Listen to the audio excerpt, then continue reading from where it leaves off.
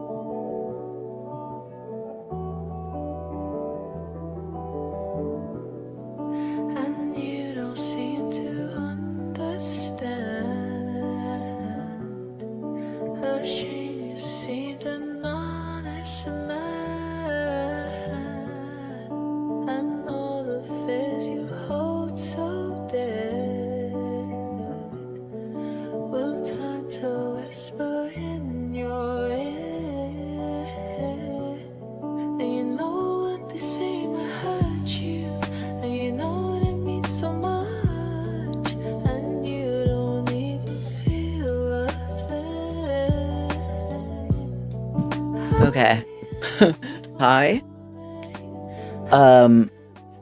So, yes, hello, it is me. I am here. And you don't seem the right kind. I'm not quite actually ready yet. But I can read your mind. I know the things that See, candlelit smile I have some... Whoops, the stream mix mic was on. Okay, that should be better. I got some ramen cooking. Well, ramen's not cooking yet, water's boiling. I'm fucking hungry, is the point. I'm hungry, I need some food. I'm gonna make some ramen. So we won't be able to start, like, right away.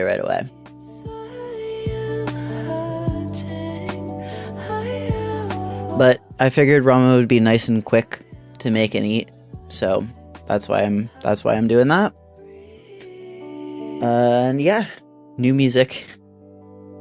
I just wanted a little change, switch up on that. And I thought this was a nice change, especially with my wallpaper and the theme I got going on with my PC right now. I was like, it's pretty good. Get that going on.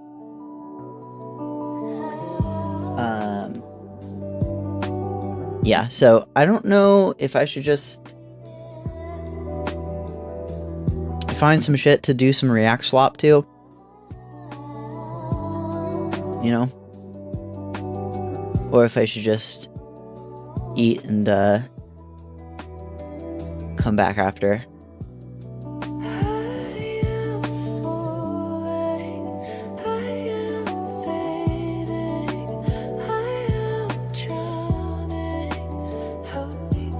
I don't know.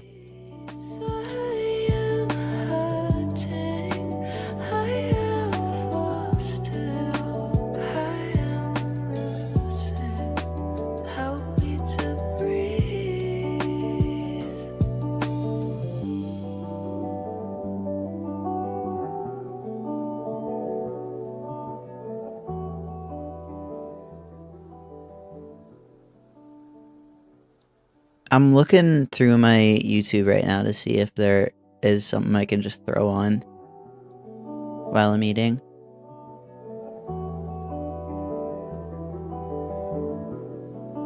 And you don't seem to understand. A shame you seemed an honest man. And all the fears you hold so dear will turn to whisper in your ear. And you know what they say, my heart. Oh shit, we could look at some Game Awards nominees or something. That's coming up. That's something.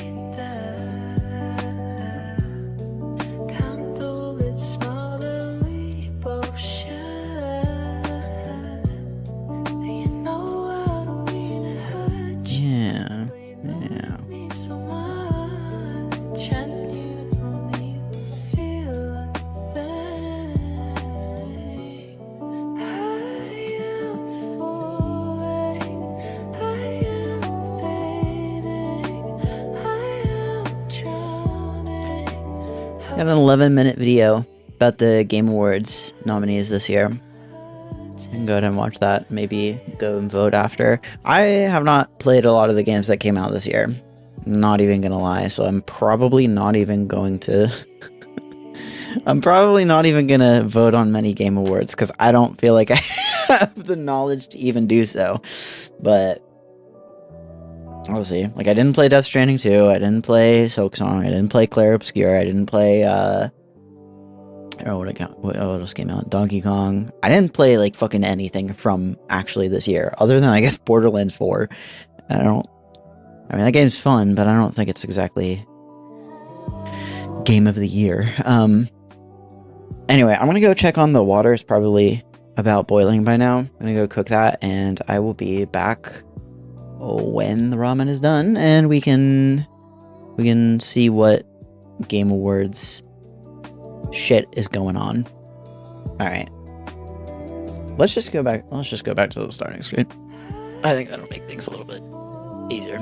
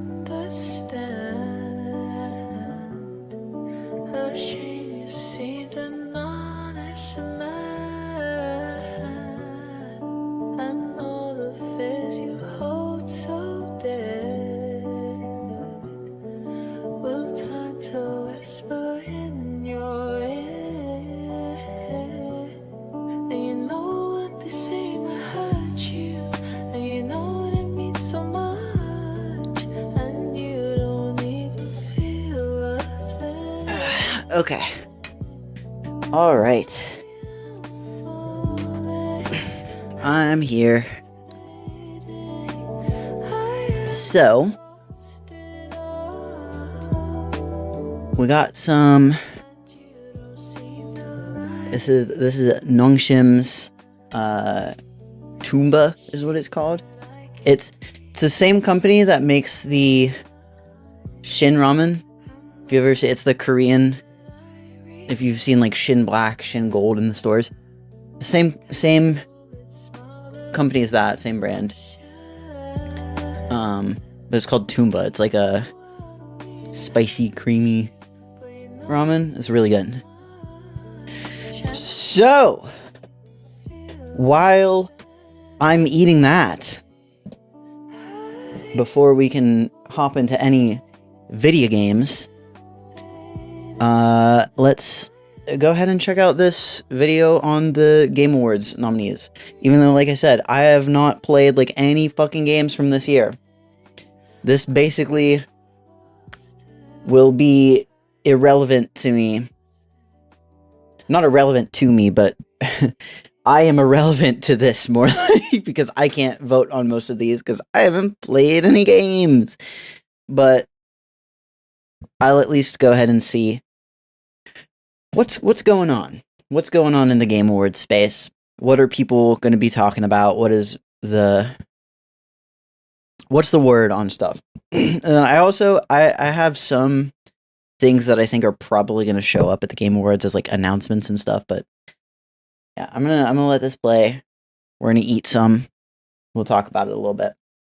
All right. The Game Awards nominations came out this week, and as always, all eyes went to the Game of the Year category first. Most people had most of these pegged, I think, but there were a couple of surprise twists in here too. Split Fiction missed out, with Hazelight having won for its last game, It Takes Two, and Ghost of Yotei felt like a bit of a snub, even though it was the second most nominated game overall, with 7 nominations in various categories. But it was Claire Obscure Expedition 33 that was the big story. The stylish, arresting, melancholic RPG with a French flavour came in with 12 nominations in total. That's the most ever garnered by a single game in Game Awards history. It seems locked in to take home Game of the Year, and it's also a strong contender for art, music, direction, and narrative awards, and it's easy to see why. The game's darkly mature story is like nothing else I played this year. I need to play this fucking game, dude.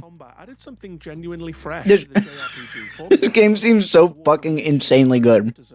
Everybody loves this game. This year was Death Stranding 2 On the Beach, which also pulled in 7 nominations. I had a simply incredible time playing this game. It really surpassed all of my expectations, and even if the story is some of the most pretentious nonsense I've experienced in any video game, the overall cumulative effect of everything the game is doing has an absolutely magical quality to it. The performance capture sets a new high standard for video games, and the systems delivered on the potential of the first game really thoroughly. The traversal was deepened, and the combat was redesigned to be incredibly adaptable with tons of different tools that you earn throughout the game. And I just absolutely love that melancholic schlepping that really makes Death Stranding one of a kind. It does also have some absolutely iconic, unforgettable cutscenes, and that's not a phrase you'll hear me saying very often. Donkey Kong Bonanza got a nod too, unexpected to some, I would say this one, but not to me. It's the flagship game for Nintendo's Switch 2 launch, and 1 year after Astro Bot took the whole thing with the Game of the Year award, it's clear that the international cohort of critics who vote on I forgot to put up my fucking ring light.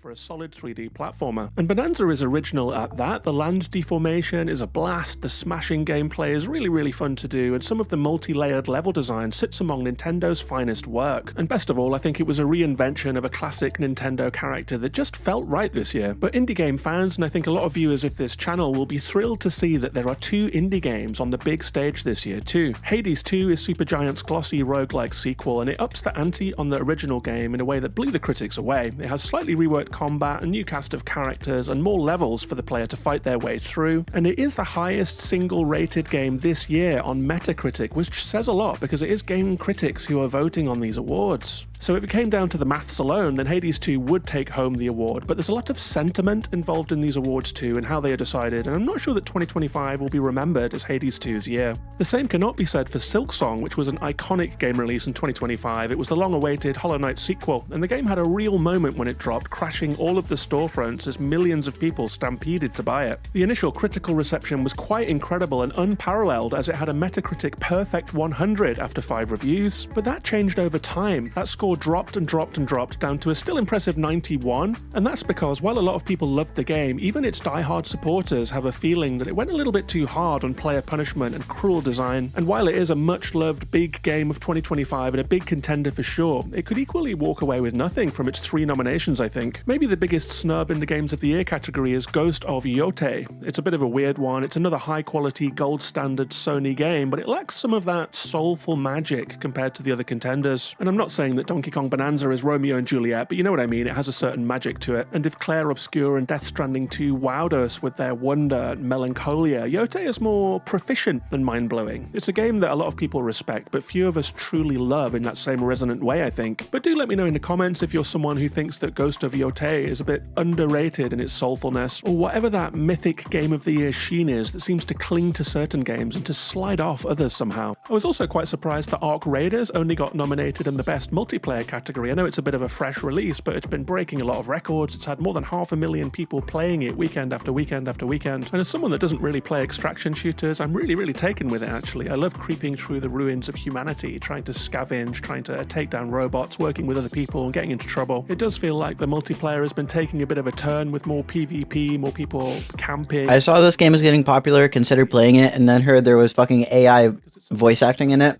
Of course, things get very interesting as we go. I saw, never mind, I'm good. For indie games specifically, and that's where Silksong and Hades 2's best chance for a win might be this year, I think. The best indie game category is the most stacked that we've seen for a while, because as well as Silksong and Hades 2, we have Absolume. I just started playing this game and I'm instantly in love with it, actually. I grew up playing Golden Axe in the arcades, and this game is an incredibly slick rework of that classic brawler formula. It's slick to play and pretty to look at, and I found it very intuitive to pull off holds and throws and environmental destruction and running charging attacks. And although it is a roguelike and we all have a bit of roguelike fatigue, it has regularly branching paths. Even within a level, you can choose to take the high road or the low road for some variety, and that goes a long way with me. I get very sick of grinding out the same levels over and over and over, and I'm side-eyeing Hades 2 a little bit here. So if you haven't tried it, give it a go. That's Absolume. Ball Pit also got a well-deserved nomination. I'm an on-the-record fan of this game. I really do think this one is an arcade sensation that mixes everything from Space Invaders to Arkanoid, Smash TV, Vampire Survivors, and Balatro. It's a really compelling, hypnotic, addictive package, and I dumped 50 hours into it this year. I will link my full review of Ball Pit on the screen now if you'd like to hear more about it. Another big player this year in the indie space was the complex mystery game Blue Prince, which was nominated here for Best Indie Game. And I think I'm going to take some flack for this, but I really didn't like it. This is a game I'm going to play on stream. I know has managed to finish it without looking up clues for its overtly. I'm going to play this on stream for sure. But for people who like keeping a notebook, it seems really bending their mind around cool. Cryptic clues. It was a big hit this year, so it does deserve that nomination. And Clair Obscur is in here too, and I mean, it's technically an indie, but I think pretty much all of us think that it leans quite far into the AAA space and just looks a bit weird in this company, like someone that sneaked into a wedding reception. There were a few other notable indie game nominations scattered through the different categories, including Despelote, the dreamy football game where you play a soccer-obsessed kid supporting his team into its first ever World Cup run. There was a nod for Dispatch, the stylish superhero story that was put together from the pieces of a cancelled TV show, and you can really see that quality in the direction, the casting, the voice acting, and the scripting. Dispatch is a real treat. It might just be the best visual novel style game ever made, or at least the one with the highest production values. The autobiographical indie game Consume Me also got a nod in the Games for Impact category. It's an interesting little game about selfhood, self-consciousness, and navigating modern life, and I'm really happy for the developers of this one. They really are charming people. I love watching videos of them talking and seeing them on social media. They really are rooting for this game to do well, so I hope so too. And Wonderstop, the burnout simulating cozy game, got a nod in Games for Impact. I'm yet to play this game, but it is on my list of things to try before the year rounds out. There was one big indie snub, for me at least, and that is Citizen Sleeper 2.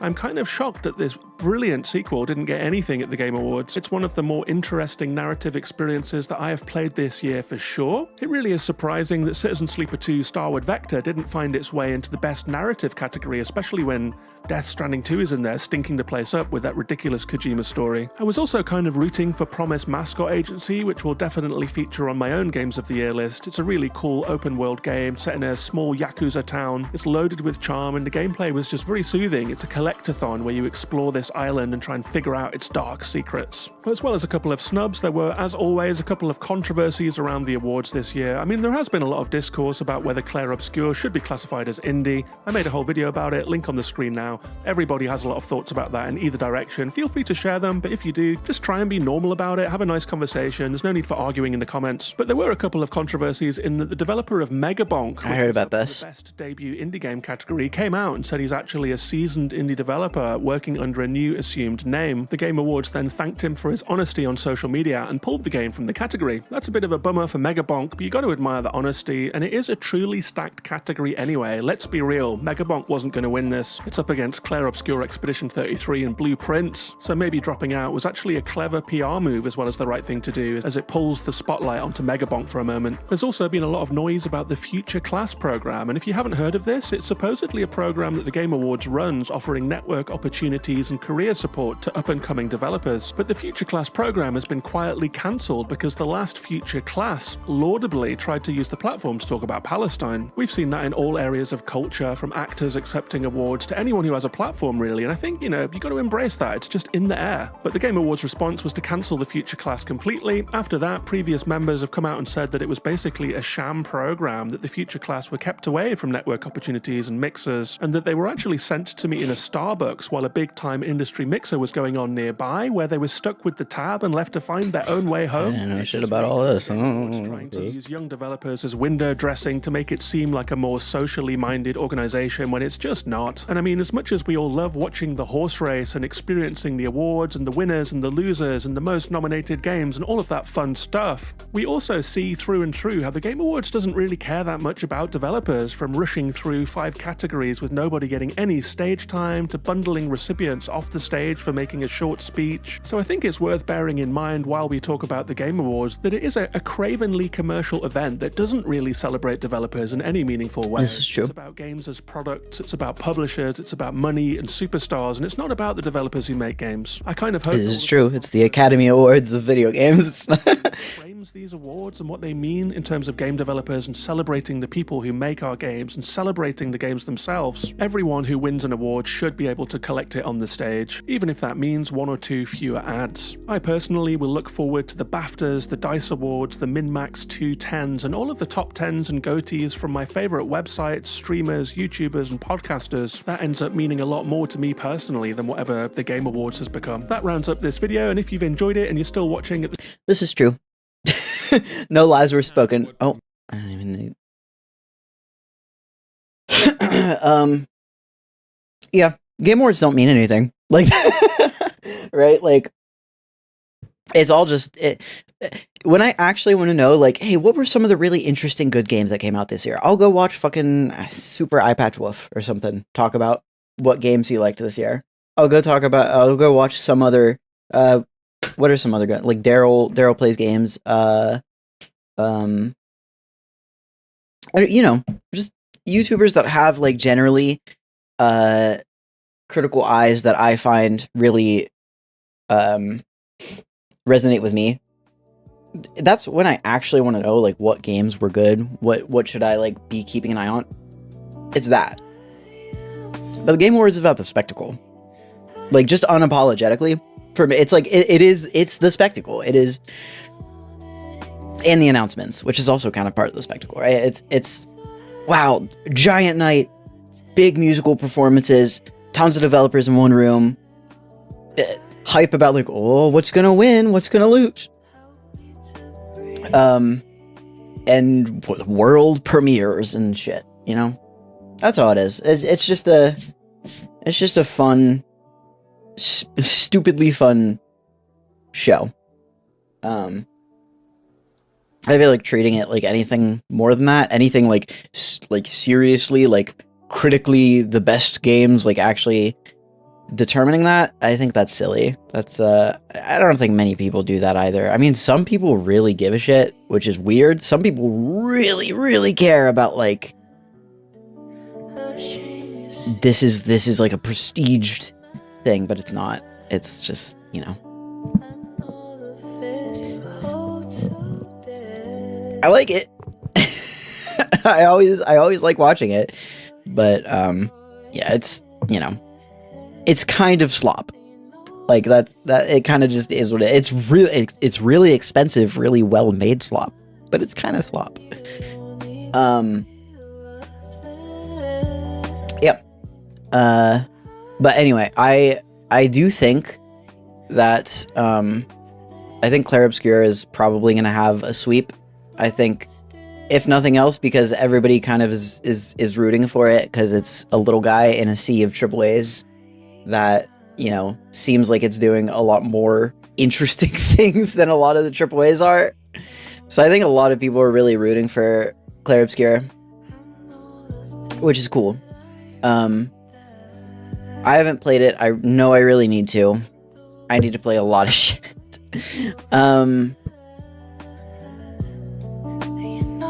As far as like what announcements and what games are going to show up there and have trailers and stuff, I'm like almost... I don't see a world in which we don't see more of the Kojima horror game. That's just gonna be there. Like, there's no doubt in my mind that it's gonna be there. Other than that, I don't really know. I don't know what is upcoming that people are really, really like excited for. Maybe more Duskbloods. That's the other thing, because I think that's supposed to come out next summer. So maybe FromSoft will show off more Duskbloods at the Game Awards. I feel like historically they've shown off like some like Elden Ring and Sekiro and other stuff at the Game Awards. Then again, Duskbloods is supposed to be a Switch 2 exclusive, so it might, like, any big info about it might be saved for Nintendo Directs. I don't really know. We'll see. I mean, a new From Software project would be great to hear about, but I don't think we're going to hear about new From Software for a little while, other than what we already know, which is Duskbloods. Nightrain came out. Nightrain DLC is coming out soon. Duskbloods is coming out next summer. I think these are kind of buffer games while they start cooking the next, like, big thing. So I think as far as what's coming next in From Software's, like, big single-player offerings, probably, I would guess, not going to get more info until next year. But it would be nice to get, like, a tease or something.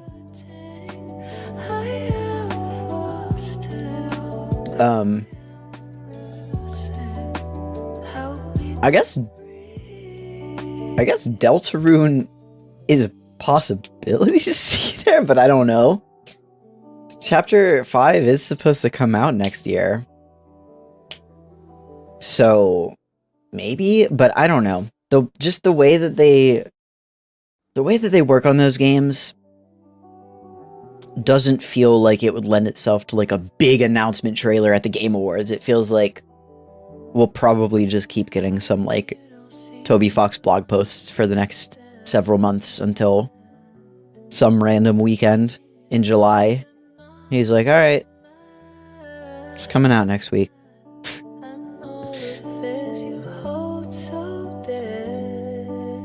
But I don't know. What else? Anything else? Any other games thought to be in the works? Anything coming out? Oh, I don't know of anything. Steam's new hardware is coming out early next year, they said. So maybe we will see a bit more about that. And specifically, there's the chance, because they released Half-Life Alyx with the original Valve Index. So maybe Valve will put out a trailer for like a new game that's going to release with their new VR headset or something like that. Potentially. Yeah, I don't know. I don't know what else is going on in the game industry sphere as far as like release calendar. Stray Children released with very little fanfare, but it's a big deal to me. What is Stray Children?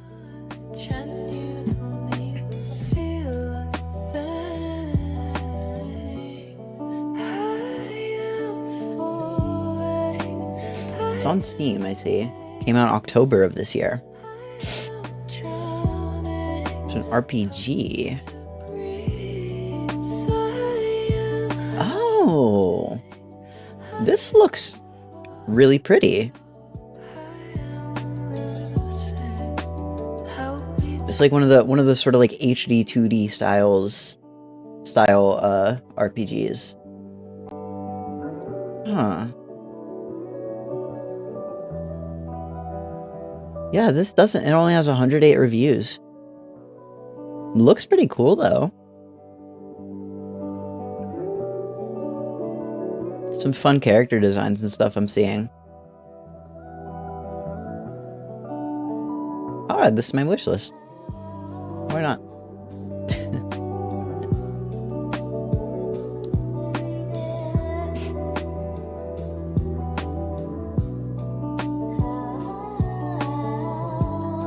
Okay. Well, we have some business.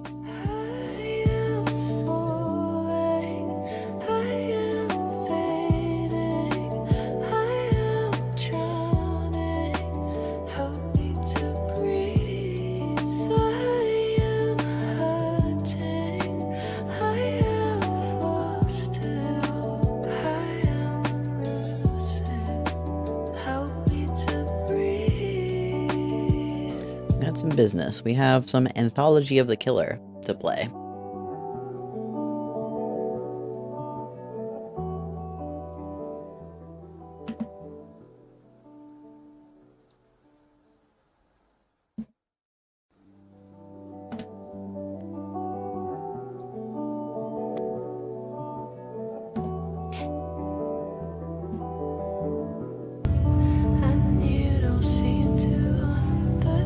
So, let's hop into here.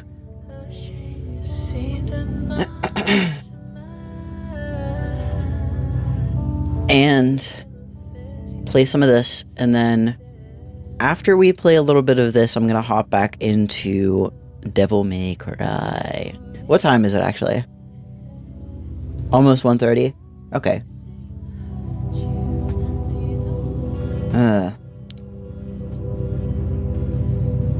Okay, well, I planned to actually start stream way earlier, but then I had to eat and everything, so it is what it is, I guess.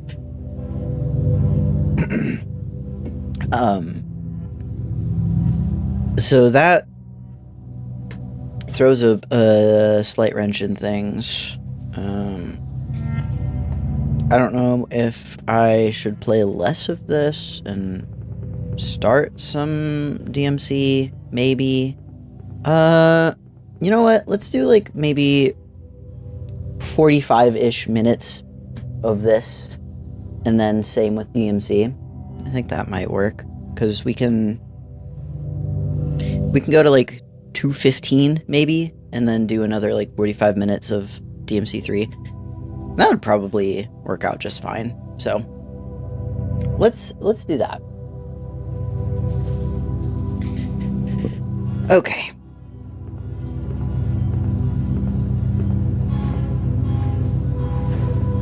Let's also get this ring light a little out of my way, so it's not so damn bright.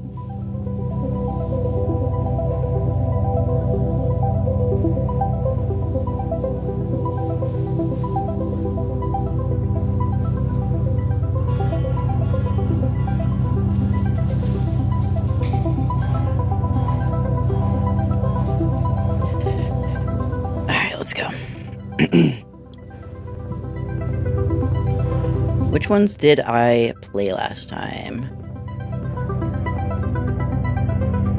So we got through many of them. I believe last time I played Drool with the pools, Eyes, and Flesh. Flesh was the one with the museum, I think. So, Blood of the Killer comes next.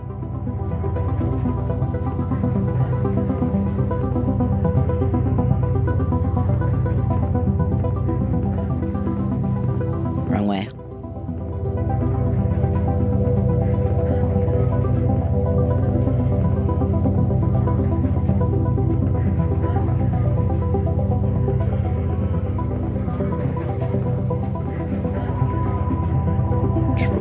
was over here. I think this was the next thing.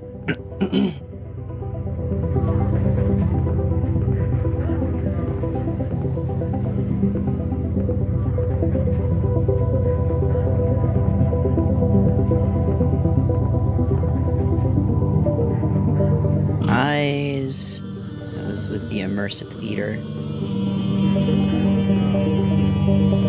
Flesh was in fact with the museum. So where are we headed next?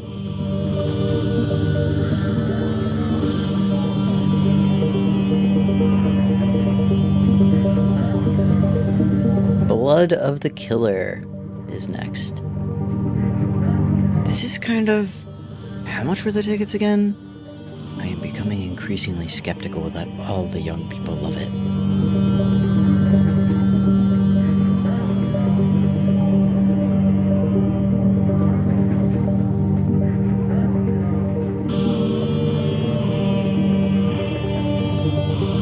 This way, probably.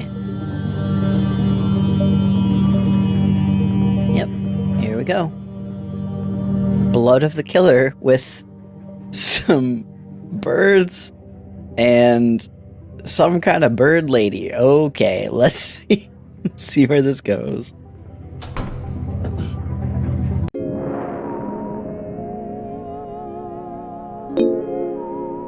I see the killer back there. Haven't seen him for a couple. It's just a regular night in the big city. Yes, that's what I'll say. They don't know that I'm delivering a package.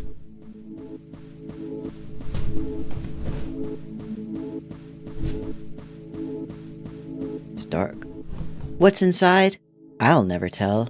I feel it moving softly in my pocket. That's regular, don't think about it.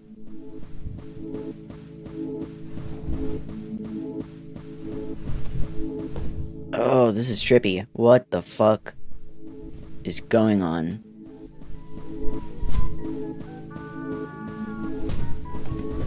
Huh?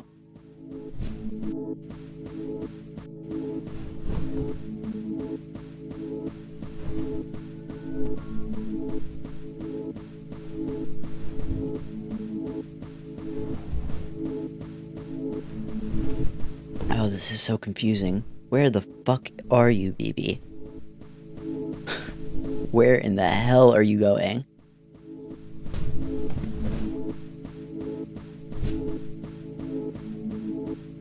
Ugh. Okay, I got so turned around. I think I'm back on track.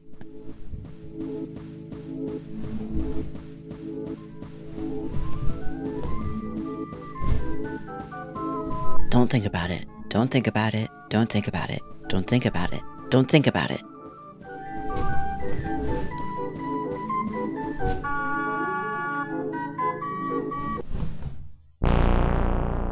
Hi. Ugh. That's right. I meant to try looking it up next time I had one of those dreams. Well, these things are always open to discussion. Dream Interpretation Travel Guide 5e, Travel Edition. Dream of Snakes, a lucky dream which portends success in business and in snakes. Dream of Water. Like the water, you too shall receive lottery jackpot dividends. Dream of delivering a package. Violent death and bending. Don't make plans. BB's report. It's 10 a.m., and I'm heading out of the city to investigate a zine deal gone wrong.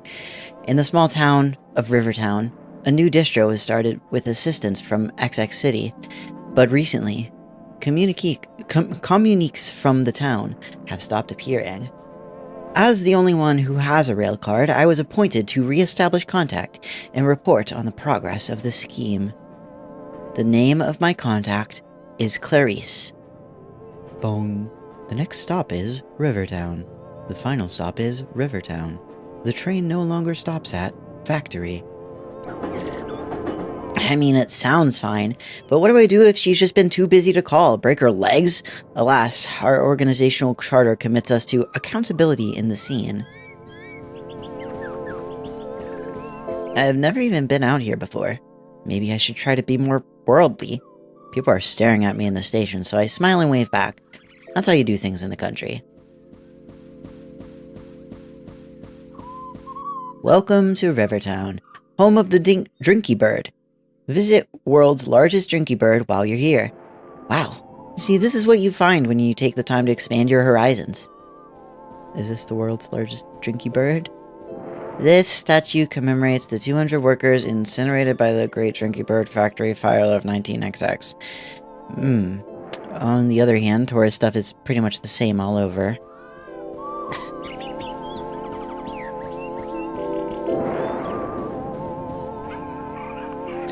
In brochure speak, this town is picturesque. I'll find out what that means someday. The houses are pretty, but half the doorways are bricked up, as if this place were set on becoming its own shrine.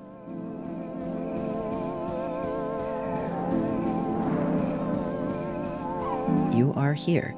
I am here? Well, Clarice's place isn't far, but I don't even have her number. Won't it be weird if I just show up? Maybe I should buy her a sandwich or something as well? Yeah, let's go to the store. Looks like they only sell drinky birds, though. Rows of wooden, non-functional little drinky bird statuettes are the only thing for sale at the street kiosk. Are these things a lost technology? Maybe they keep the real ones for connoisseurs.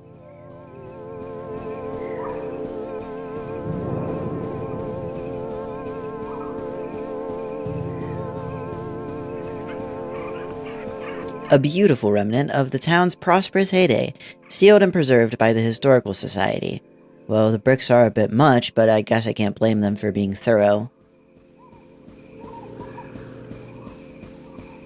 Why is the water red? Beneath me is the town's famous river, the stained red by generations of opaque industrial processes. A real taste of the pastoral. I wonder if I can get a postcard while I'm here. Oh, Jesus.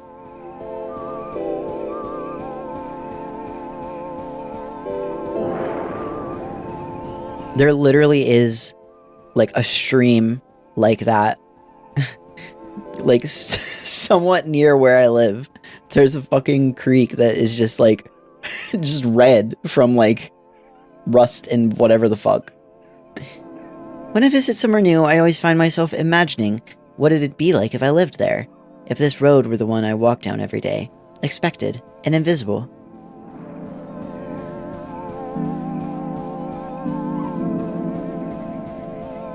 The same trips to the shops and the bus stop, only now infused with mystery. Like I could be looking at my life from the outside. Hi, are you following me? As if I were myself to become a stranger. I wonder if watching Gilmore Girls has given me inflated expectations around small town life. There's someone following me. Anyway, if I have these directions right, Clarice's apartment should be right in the middle of that smoldering wreckage. Uh-oh.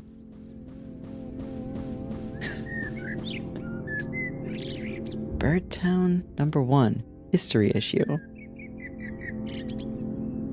Oh man, poor Clarice. I hope she got out in time. What? Don't worry, I'm a murderer. Yes? Don't worry, I'm a murderer. Boy, was I surprised to hear they'd sent two of us out here. I guess this town must be a bigger deal than it looks. Incidentally, where's your mask?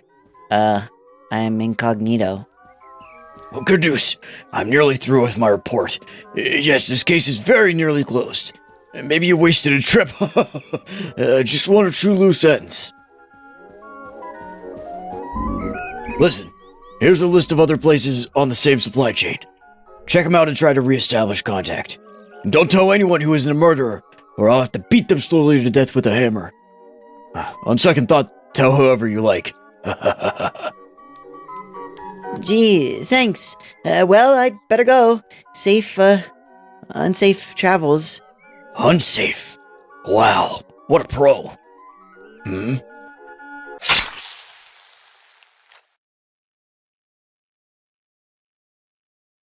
Oh. Man, what was that all about? Was that guy looking for Clarice? It didn't seem like a good time to ask him to clarify. Well, it's not like I have any other leads, and some of these do seem like places you might drop off a zine. Oh, this is so cute. I love this. Map of Rivertown. The store? Record store. Excuse me, would there be a record store around here? Follow the smoke. Oh. Well, he may have exaggerated a bit. Any smoke here will have already disappeared along with the owners. Melted 78's form thick black puddles in the ash. 78's. I don't know what that actually is. Blue D. Hans and his Night Stranglers. Live from the Bird Museum. I wish I'd had a chance to poke around in here before it burned. You can find good stuff in these little record stores. I've never even heard of any of these bands. A sturdy if charred brick passage stretches out behind a collapsed shelf. Is this the way to the employee lounge? Well, it's probably not the lounge. The air feels different here, like I've walked into a much larger structure. Is this a transport tunnel or something? Something? What's with all the crates?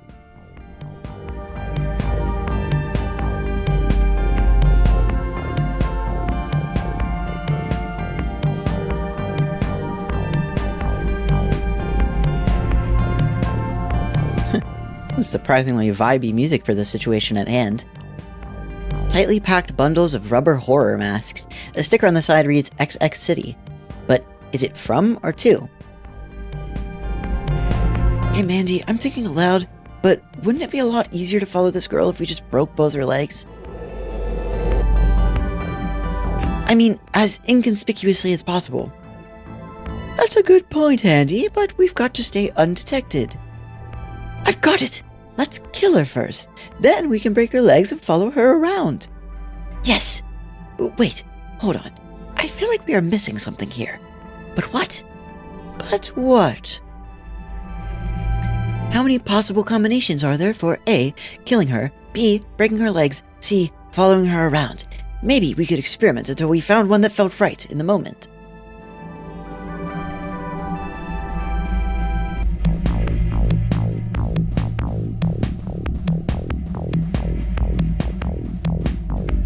Where's option D, none of the above? I see, an iterative approach. Well, that's 6 possibilities unless we do some of them more than once. But does the perfect combination really exist? Handy, I want to believe it does. Hello! Hi. Oh, aren't you just the cutest little murderer? Yes, you are. You're going to be executed for your crimes against history. Yes, you will. Stop that. Wait, why does everybody in this town think I'm a murderer? Is it just the coat? No use denying it. We've already seen you around with notorious criminal, Murderer X. Also, we've been reading your zine, a truly heinous document that records your many crimes. July 3rd, Cannibal Blood Feast. July 10th, more knife murders. July 13th, Decomposing Corpse. Those are bands! It's called a scene report! Also, wait, did you really read my zine? Like, all of it? What did you think?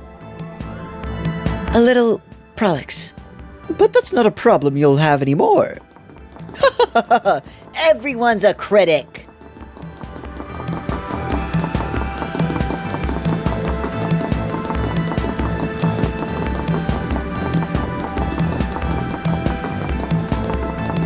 So many masks. Can I dive in and hide? Why would anybody store their masks this way? I see a door up on top and clamber on, greasy rubber Dracula masks slipping out in great cascades beneath my feet. I still hear my 2 pursuers, but hopefully it's even harder to climb up that stuff in heels. Did I fall into a war between rival party supply chains? You know, this is a very high-end, horrible mask facility for such a little town. I wonder who's running it, and hope I never have to find out.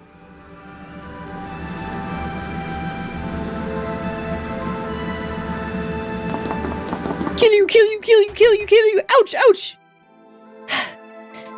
What did I actually learn from all that? Well, at least there are 2 people in this town who bother keeping up with zines. I wonder if they've ever met Clarice. Okay, I didn't learn anything from that. But the next place I go will have some answers. Let's go to the street market. The town's secret history is at the junk store. That's what I'd say if I hadn't accepted my own little rat-like impulse to dig around in piles of used clutter by now. Still, you find things out.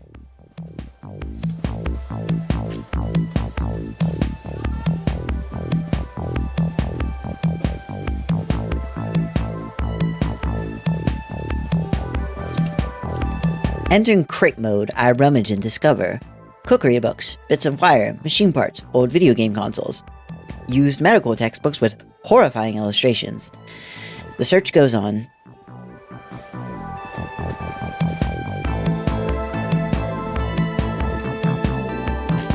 Oh god, more of this fucker. Underneath the Bort dolls, I pull out a box of ancient drinky bird figurines, but whatever strange alchemy once made them drink has long departed. Sweet bird of youth.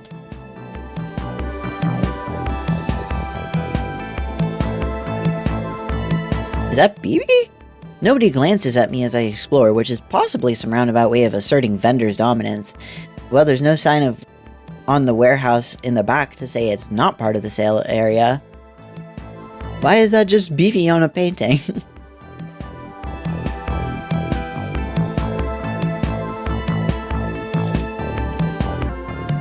I wonder if they keep the good stuff back here.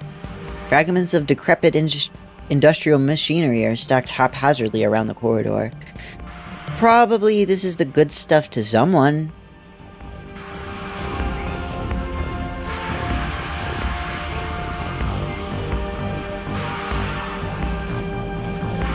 The drawers of the old office desks are stuffed with rotting, mulched receipts. The header on one reads, Golden Bird Co. LLC. Are these all from the Drinky Bird place? They really tried to scale.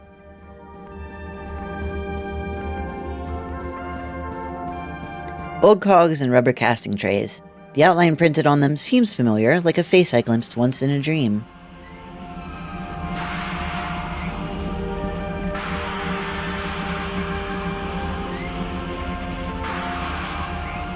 At the back of the last table I find a binder.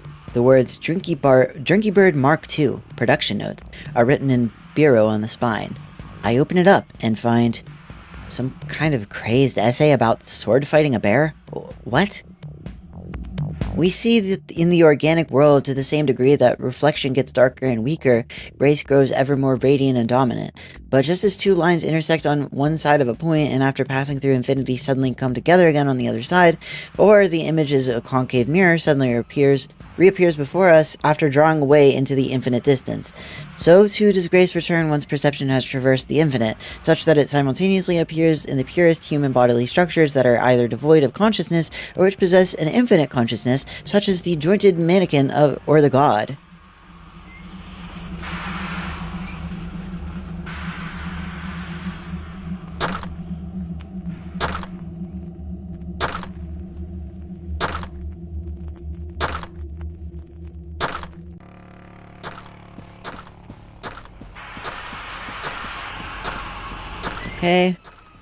Okay. Why are we approaching this? This seems like a bad idea to approach. This doesn't seem like something we want to get closer to.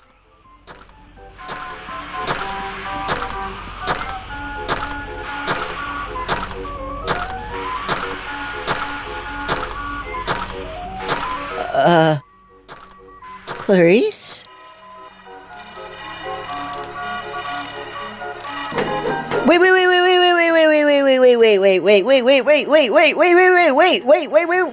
Wait.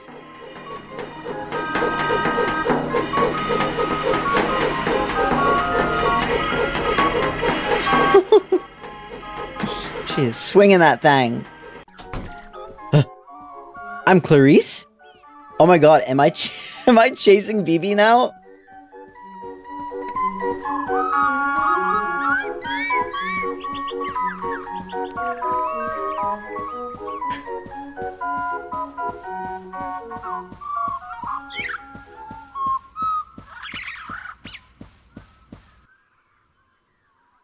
So is that Clarice or not? Maybe she just didn't recognize me? That was a really fun sequence. These games are so small, but they're doing a lot of really like fun things with the format, with this map and being the other character and stuff. I appreciate seeing the little attempts at just like trying new ways of showing information. You know, not to sound jaded, but I feel like I already have a good idea which building here will turn out to have been the book depository. Doesn't this place have a fire department?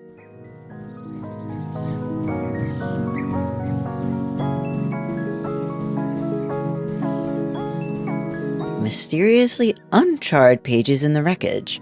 Were they placed here after the fire? What do they say? A true secret history of the murderers and wreckers by a concerned citizen. The wrecker history of the murderers and wreckers, that is the false history which stands in place of the true history evident to the merest child, is the false history which the wreckers and the murderers seek to substitute for the glorious true history of the world. The truth of history is a beautiful house filled with statues, etc., and it is the people without history, the murderers and wreckers and conspirators who stand outside this house try to break in through the windows in their order to replace everything with their disease history and their wrecker history, which a child can tell is the false history, but which nevertheless is passed to us as the real history and the true and opposed to the really true and the really truly real history, which is that of the houses and the monuments and factories and statues and beauty and truth and such like, which again a simple child can detect and point to, say that this is the true and this is mine and this is the true history passed on to... What is this shit? To betray the true history, to imply our fathers had passed to us the false coin of the false history as our glorious inheritance, the ultimate betrayal is in rejection of the betrayal of our fathers that we identify and reject the false history of the non-fathers and the wreckers, murderers, etc. from outside the history of the dismal room, outside the grand and meaningful museum of world history filled with monuments, etc., built from our fathers. Our duty, our inheritance, to maintain this inheritance and reject the false inheritance of the murderer history that the murderers and wreckers insinuate is the true history, the real history, but which we ourselves know is for certain the opposite of true history. It is the false history and the false coin that diminishes the coin inheritance of the great history of our fathers and their coins, and it just keeps going. Hey!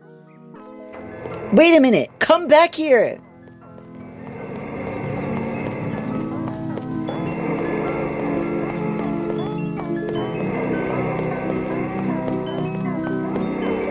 Why is this guy running away from me? On the other hand, why am I chasing him? Well, I must admit it makes a nice change from the usual way around.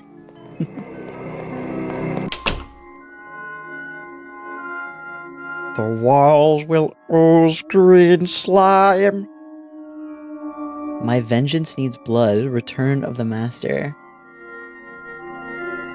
The spoils of Boynton, mine at last. What? Who's there? No, it can't be. You're... Ah! Nobody appreciates the classics. I wonder where the hat guy went. Is this some kind of private cinema? Decades of motoring promo posters molt off as I pass by. Feels like I'm the only person to be in here for years.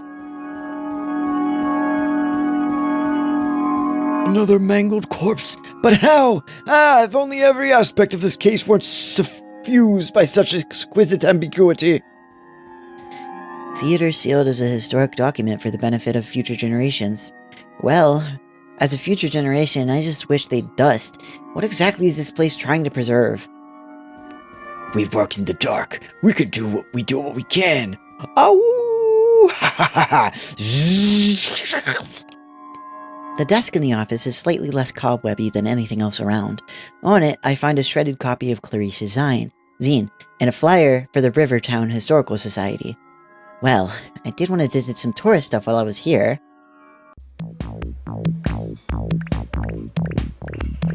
Alright.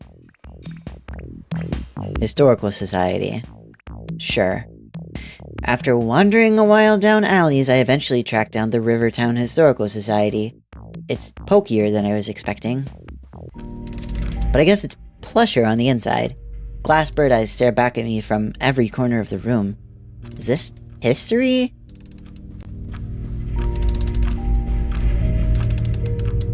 Therefore, I have sailed the seas and come to the holy city of Byzantium. Welcome, welcome. lover of history, welcome to the Museum of Mechanical Birds.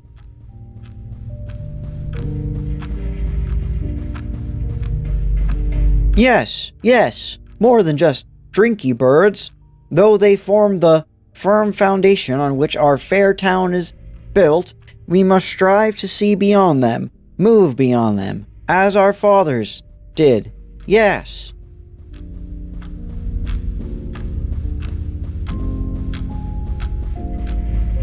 The immortal golden bird, glory of changeless metal.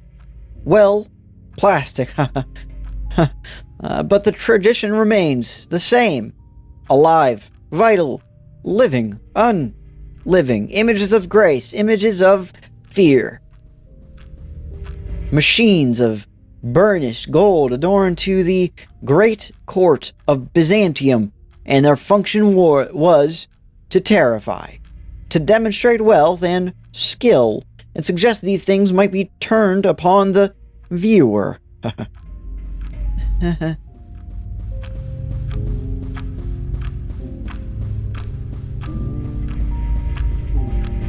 A beautiful tradition that continues on today. Contemporary mechanical birds include the military industrial complex, video games, and the internet. Yet what more might we find by following this river to the source?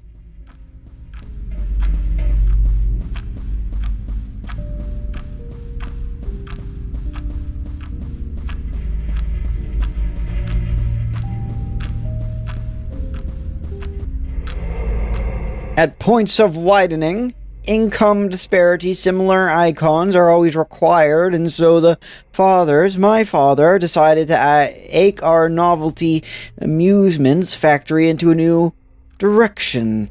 One which could catch and manifest the shape of history. New birds for a new age. Yes? Then what happened? Alas, the factory burnt down after construction of the first prototype of Drinky Bird Mark II. The town was never the same, but I still think we'll catch the culprits someday. Won't you put your name and address in the guest book? Commemorative t-shirt? Ashtray? Mug? Sorry, It's a mechanical bird thing you wouldn't understand. Man, I'm never gonna wear this shirt. Attention, patrons. Patrons, attention. I think I'm finally out of leads. Is it a breach of fake detective etiquette to just go home? Don't get up. Open mic time is about to begin. Please enjoy the first act in an hour of amateur music stylings. Ever take a walk downtown and find some time to look around? If you see me and I walk on by, oh darling, please don't cry. Tonight we'll meet at the dark end of the street, you and me. Nearly getting killed is bad enough without having to listen to musical numbers about it. I've been here all day, and what did I even accomplish? I'm sick of it. I'm going home.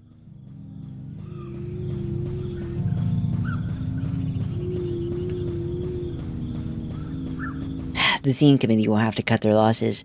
What do I pay my dues for anyway? Well, admittedly, the tote bag is kind of cute. Nevertheless, I'm out of here.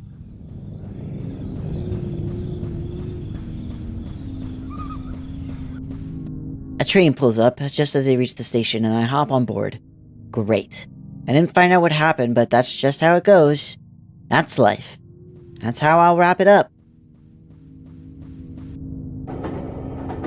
The seat is the comfiest thing I've ever felt. It's polyester or something. They should roll me up in this when they put me in the grave. This train is now departing. The next stop is factory. The final stop is factory. Uh-oh.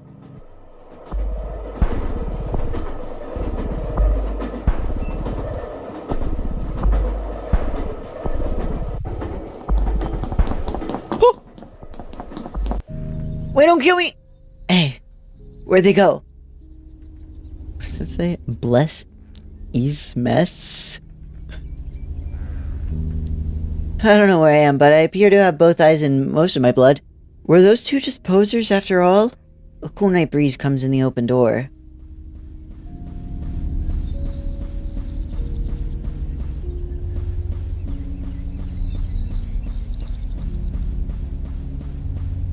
Statues half submerged in ivy heap up on the lawn.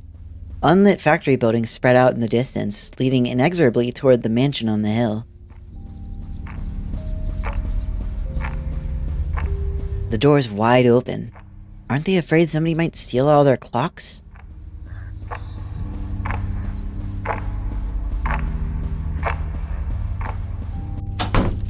Hey, there's a mimeograph. I've always wanted one of these. Smudged carbon copies are piled ankle deep across the floor, sternly announcing the dangers of unfettered mimography.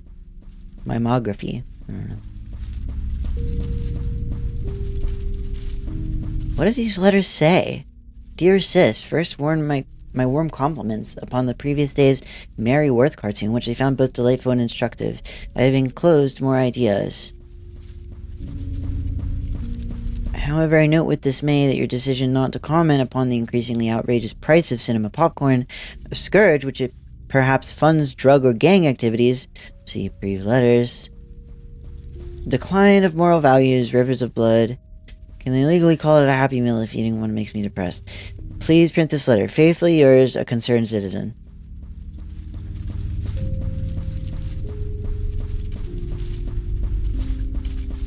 Ogon Birdo? Man, these things are bleak. Wait a minute. Dear Sis, I hope this epistle finds you well. Here's an idea for the new Mary Worth cartoon. Feel free to use. In the cartoon, Mary Worth is depressed and sad and down in the dumps about her life, the life that was promised and the life that was had in the ruins of her parents' Trinky Bird factory, the rubble of a dynasty that never came to pass. When she starts to read a poorly printed Zem is that she picked up on the record store with a sticker on the cover calling it a zine. The zine says it's about history, and so she reads it, but it is not history, it is a bad dream and a horror story which all the names and faces she reveres from books and statues reappear instead as torturers and killers, as toadies and functionaries of a charnel house, and as she reads, she feels as though the beautiful history she adores and worships has been replaced by a lake of blood that has no bottom, and everyone she knows is sinking in the lake, and so is her house. It is at this point the comic strip that Mary Worth has a grand realization. She realizes all recorded history is the object of a vast conspiracy, and that the name given to this conspiracy is that of Zine's acronym, and this conspiracy was the worm in the great apple that is history, and the reason that apple now turns to shit in her mouth, and that her life will continue to get worse and worse until the evil conspiracy of records can at last be smashed and killed and put to an end. Please give credit if you use this cartoon. Constructive feedback welcome. Yours faithfully, a concerned citizen. I did wonder if that was too good to be true, that there were people who actually read these things.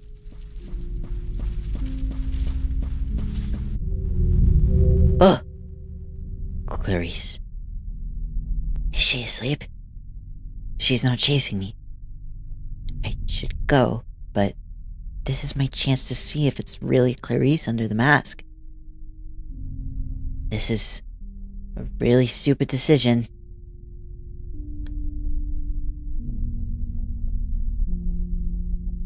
I wouldn't do that if I were you. Yeah, we made a real mess of her face getting all the pieces inside. This way, please. Don't worry, she's harmless until you turn the key. Mostly we just hang coats on her and stuff. Hey, that's right. Where'd my coat get to anyway? Oh, it's around here somewhere. You didn't really have the figure for it. It was like chasing around the kid from Don't Look Now. Okay, thank you. Next time I'll get all my clothes from the sexy Halloween nurse bin at Party Warehouse instead. Couldn't hurt.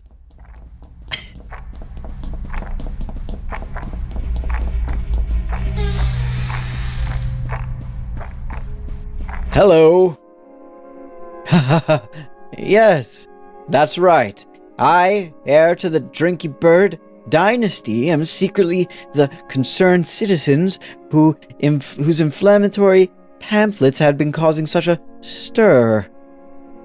I don't really care. The sang-froid expected of a true revolutionary, right down to the classic cell system. Each distro or cadre knows nothing of the others, but you didn't predict what remained of the Drinky Bird Mark II technology could be used to rewire a human brain. A rookie error. Okay. Once we infiltrated the network, it was easy. It was a shame your organization's tendrils had reached so many local businesses, but sacrifices must be made. Interestingly, they all had some sideline involving rubber horror masks as well. Coincidence, I guess. Why is that the thing you guys are paranoid about? And up here is you. Attention caught by all the carnage. A representative of the National Corps is sent out to review the situation. Admittedly, I didn't think you'd burn down half the town in the process. Who knows what true depravity lurks in the criminal soul? Man, I only got here today. I thought you people were the ones burning stuff down. Don't be silly. If not you, then who? Oh no, the killer! Well, it's nothing you have to worry about. Just give me a second, and then this body won't be you anymore. It will be a new thing that has your face and name, and we're going to use it to kill all your friends. Won't that be nice? Nurses, can you bring the blood bucket before I open her head this time? Nurses!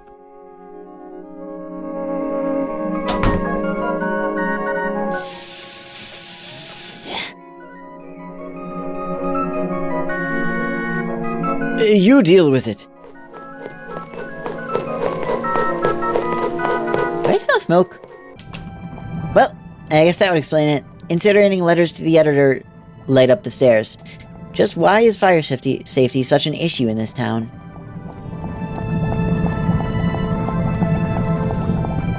Smoke pours through the carpets and twists into strange shapes in the air. Glimpsed figures, vegetable outlines. I hear the pop of Drinky Birds exploding in their crates. Emerging and dissolving in the air, reaching hands, a ghost, a staring head, a bloody mask. Is this the history that guy was so keen on? I don't know if I get the appeal. This is the worst work vacation of my life. I can't believe I didn't even get to see the world's largest Drinky Bird.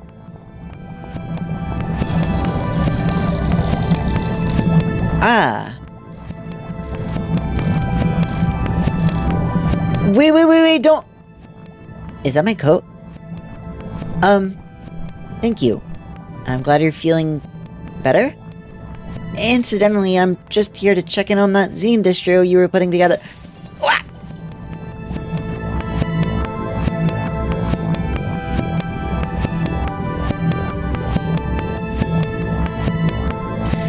Okay, maybe that was pushing it.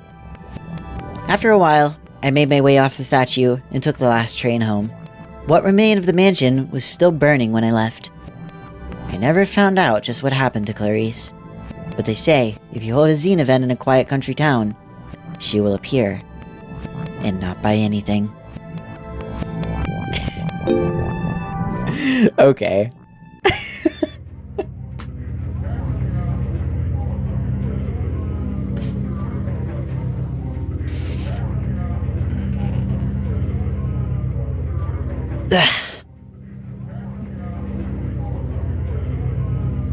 Let me see if I can see how long the next one is.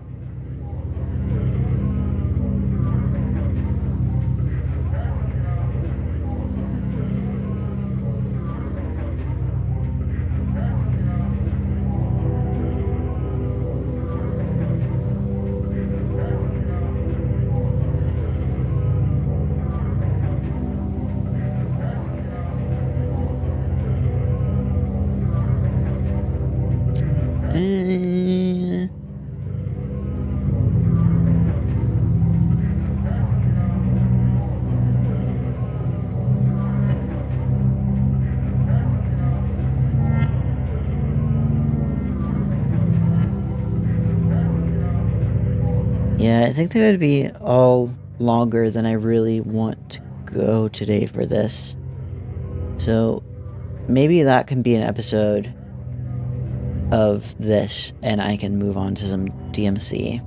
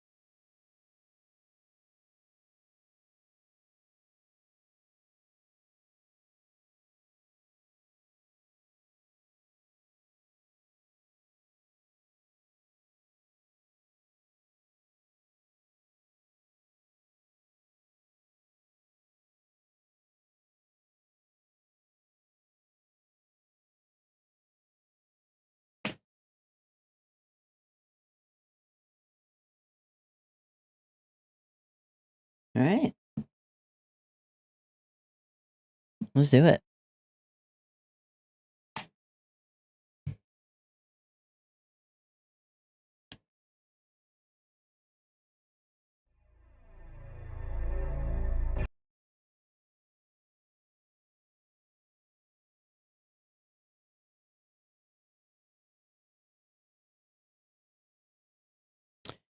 So we got the borderless May cry. HD set up.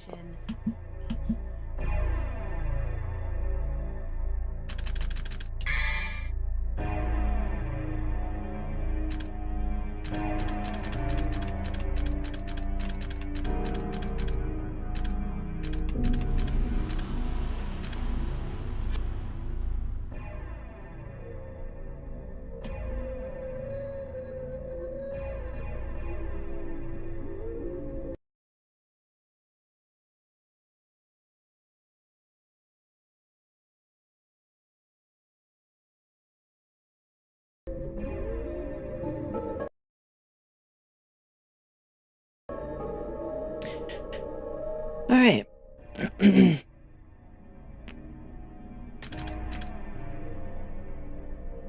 I'm gonna have to do a whole little intro to this before we actually start. Hopefully, shouldn't take too super long. But let's go for it.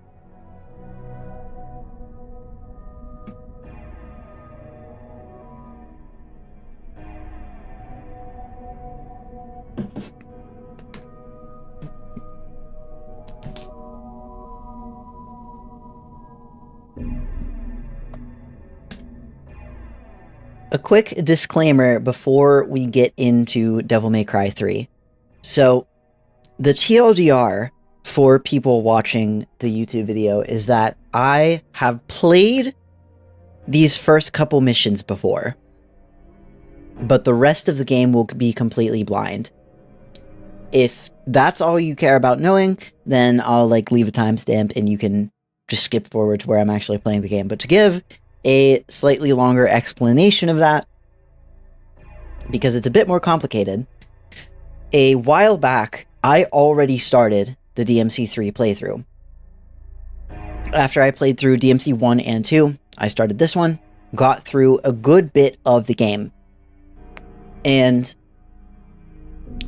about midway through, I had a stupid incident where I lost a bunch of footage, a bunch of my video files. And either they were unrecoverable, or I was able to recover them, or they were corrupted in some way. And DMC3 was unfortunately one of the games that was affected by that. Not the whole thing, though. That's the thing. For the DMC3 playthrough, I was able to recover most of what I had played. But the unfortunate part is that the only thing I wasn't was that first, like, hour or hour and a half of gameplay. Meaning that, in order to actually have the first episode of DMC3, I have to replay the game from the beginning. So, what that means is this first episode is me playing now. When I've already played a bunch of the game. But when the second YouTube episode starts, it will be me in the past playing the game. So it's this really weird situation for me where I'm going to have to keep track of which videos have to go where and which mission I'm going to have to stop at and like start recording now again, if that makes sense. So for the sake of YouTube viewers, it's a lot less complicated because it really just comes down to the first episode is going to be stuff I've already seen before. Every episode after that is going to be completely blind playthrough. Stuff that I haven't seen because it's either stuff from the old sessions that I was able to recover or stuff from now when we eventually get back to that. Does that make sense? So, like, episode 1 is going to be from now, episode, like, 2 and 3, and maybe 4 are going to be from the past, and then every episode after that is going to also continue from now. It's stupid and complex, and I hate that it had to happen like that, but whatever. It's fine, because honestly, I don't fucking mind replaying some DMC3. This game was awesome. So, we're going to start this game. Just keep in mind, up until basically the first, like, major boss of the game, I have seen what happens. I've seen the first couple missions. And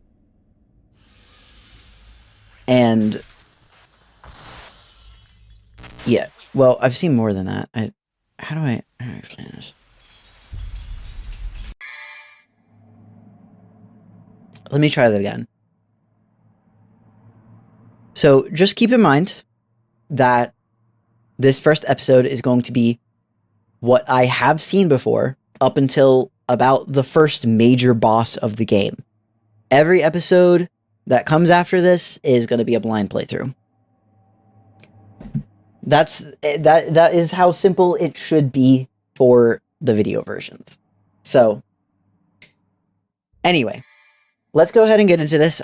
Even though I have played this first part before, I'm still gonna try my best to maybe give a good idea of like what I was thinking the first time through and give some of my updated thoughts and walk you through what my expectations were and all of that. So, with that being said, let's get into DMC3.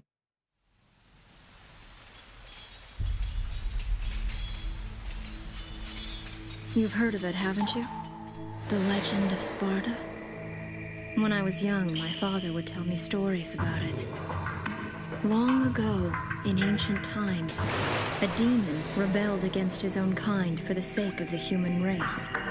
With his sword, he shut the portal to the demonic realm and sealed the evil entities off from our human world. But since he was a demon himself, his power was also trapped on the other side. I never believed it. I thought it was just a child's fairy tale. But I discovered that this so-called legend wasn't a myth at all. Sparta existed. How do I know? Well, I met the sons of Sparta. Both of them. Virgil. The same blood blood of their father flowed through their veins. The two battled each other fiercely like arch enemies.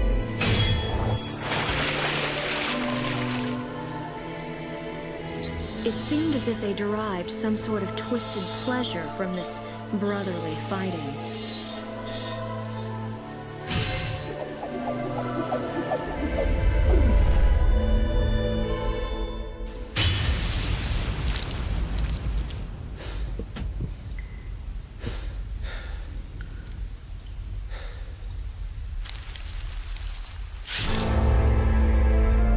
But in the end,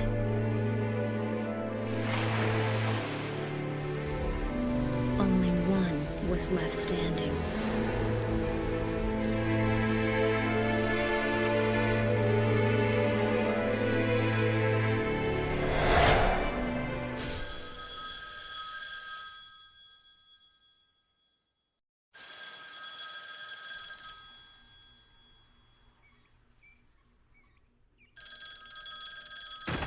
Back in the Devil May Cry shop.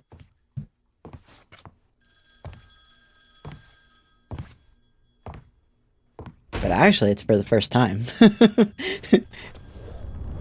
Technically. Sorry, not open for business yet. I haven't even picked a name for this joint, and I'm already getting calls. Might see if there's a way for me to turn the game up louder than 100%. Because it's really quiet in cutscenes. You a customer too? Well, if you want to use the bathroom, help yourself. The toilet's in the back. Is your name Dante, son of Sparta? Where did you hear that? From your brother.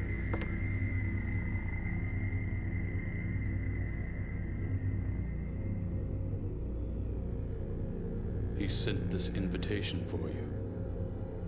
Please, accept it.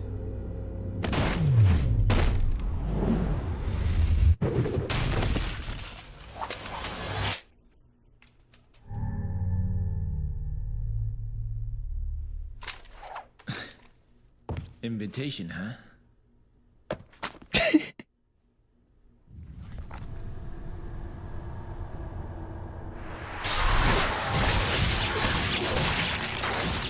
Fucking brutal.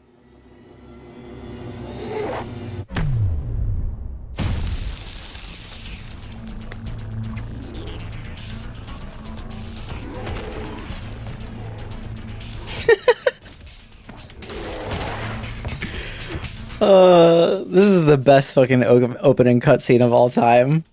It's so good.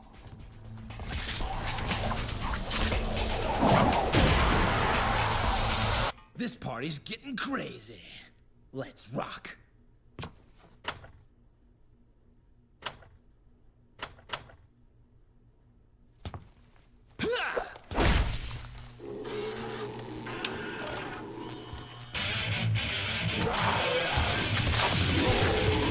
Yeah.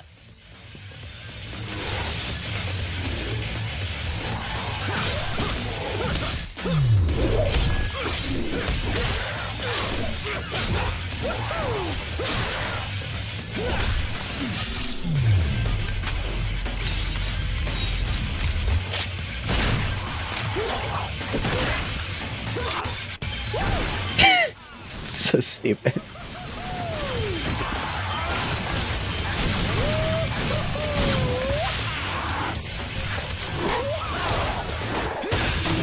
Yeah, Dante was way too medicated in DMC2.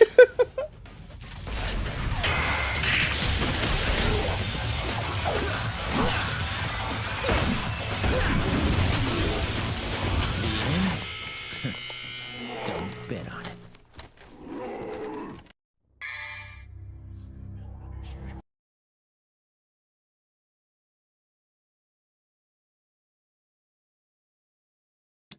I'm small now.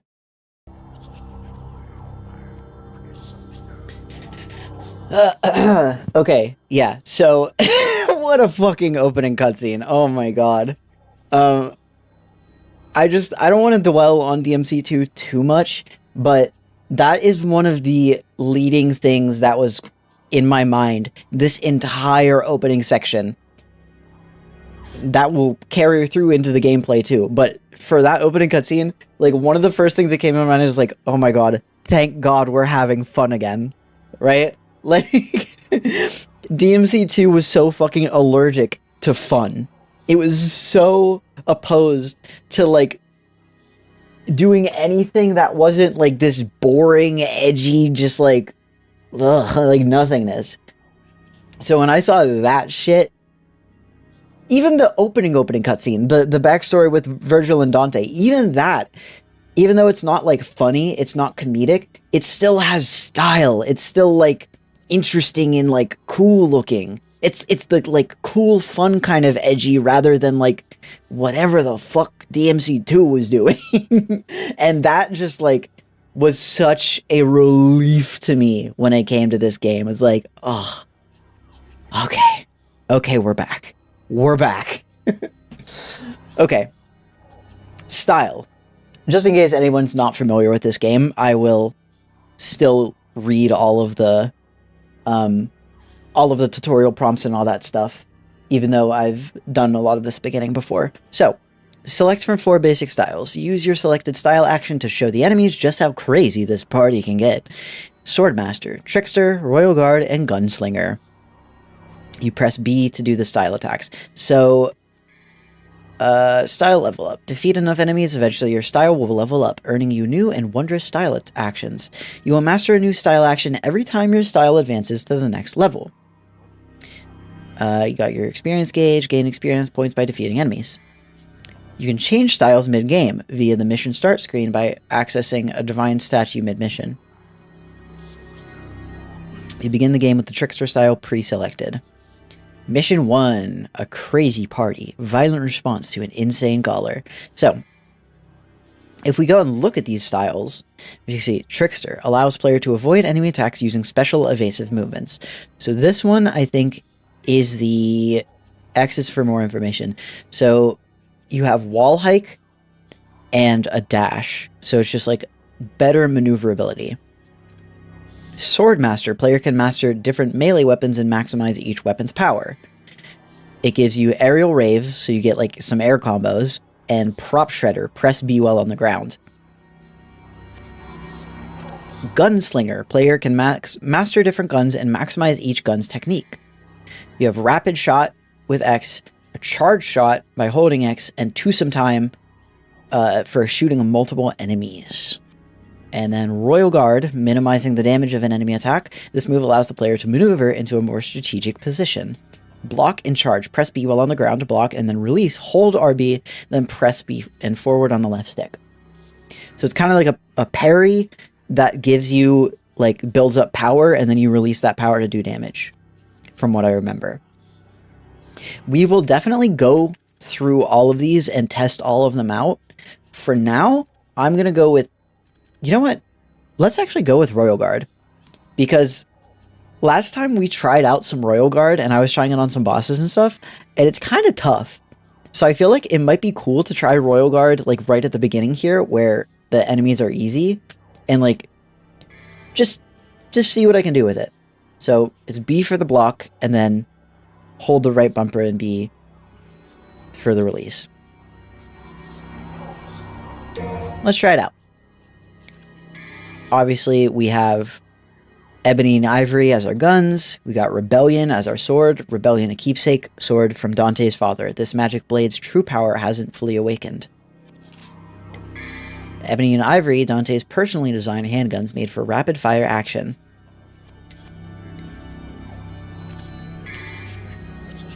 Vital Stars, Devil Star, Holy Water, Blue Orbs, Purple Orbs, Gold Orbs.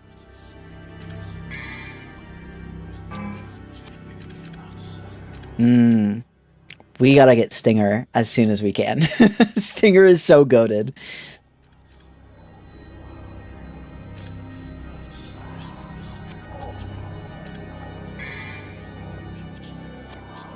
Okay. Let's get into it. Mission start. Controls. Similar to all the last ones. Except we can actually move the camera around a little bit now. Not entirely. It's not like entirely a third-person game, but we can like shift it around some, so that's good. And I need to remember, click the left stick to change targets.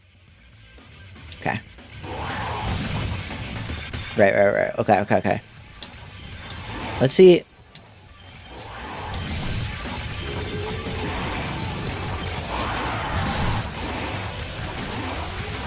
Let's see what I can do here.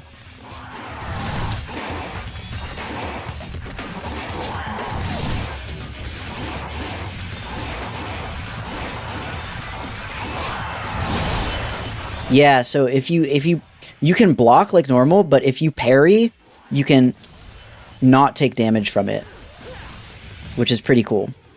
Okay, we got a red orb, a magic red stone of crystallized demon blood. Offer it to the gods to earn new power.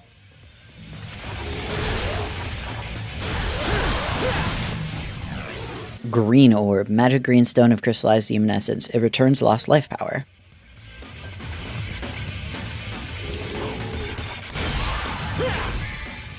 Melee attack.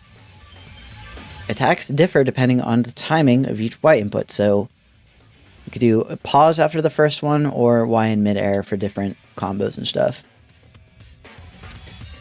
Gun attacks. Fire guns with X. Repeatedly press it to rapid fire. Press X while jumping to fire from midair.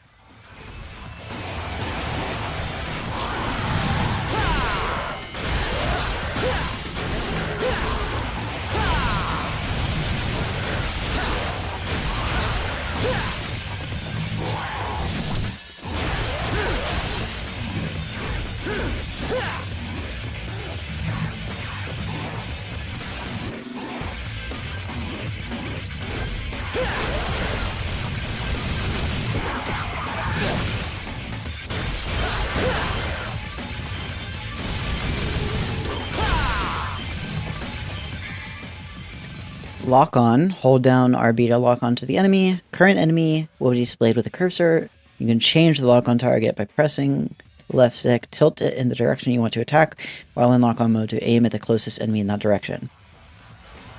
Okay.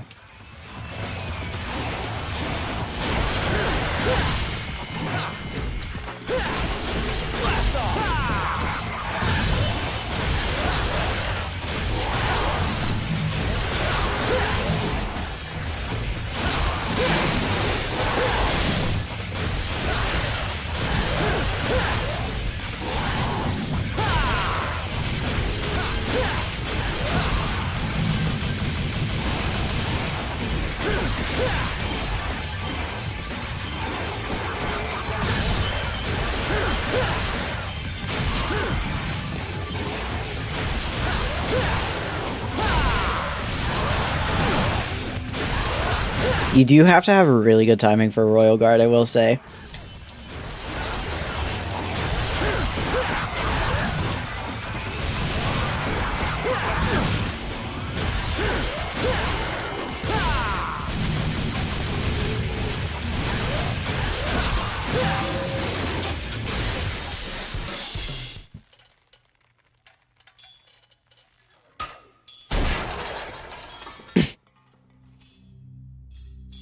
I love seeing young Dante.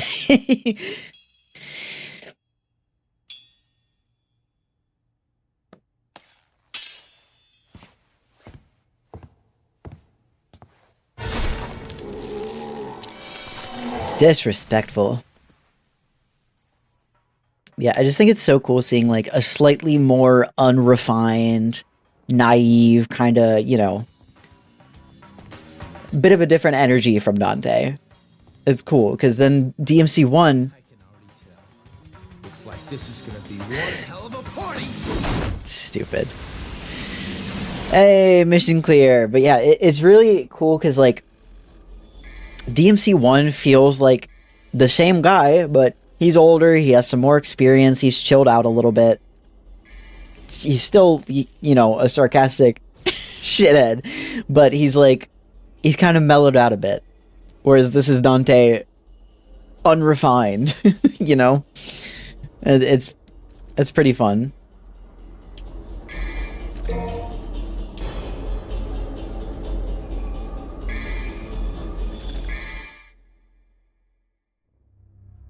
Mission 2, the Blood Link. Bludgeon the devils like an iron hammer. How many red orbs do we have? 2,900, which means I think we can get Stinger. I would love to get Stinger.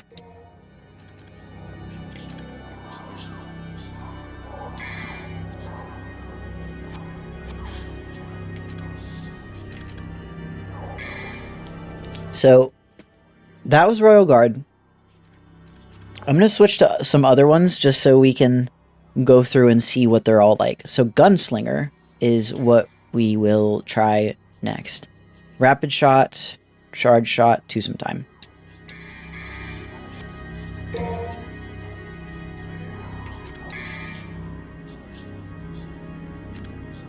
Mission start.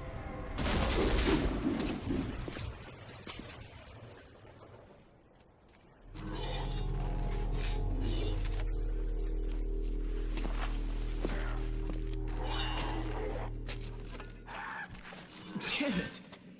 You guys totally wrecked my shop, and I haven't even named it yet! You're gonna pay for that.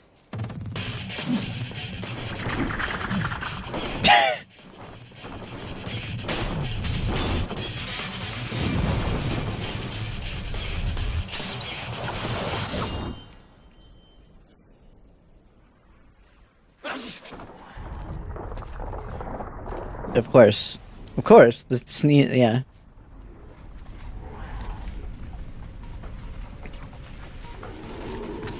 I hope you all have enough to cover all this!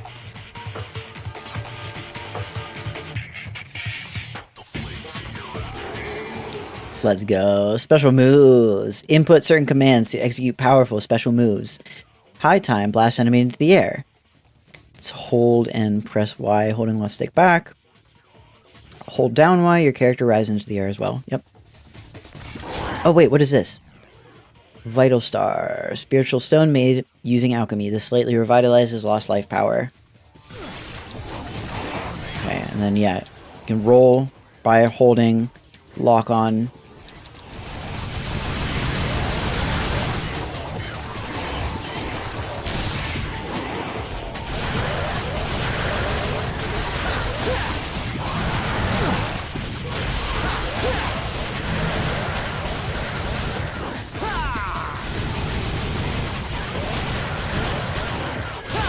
Okay, that's pretty cool.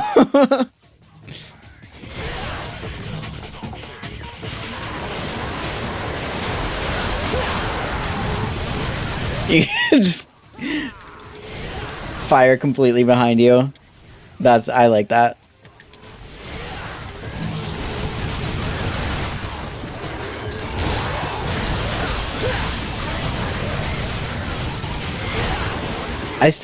I'm not as much of a fan of shooting as I am melee.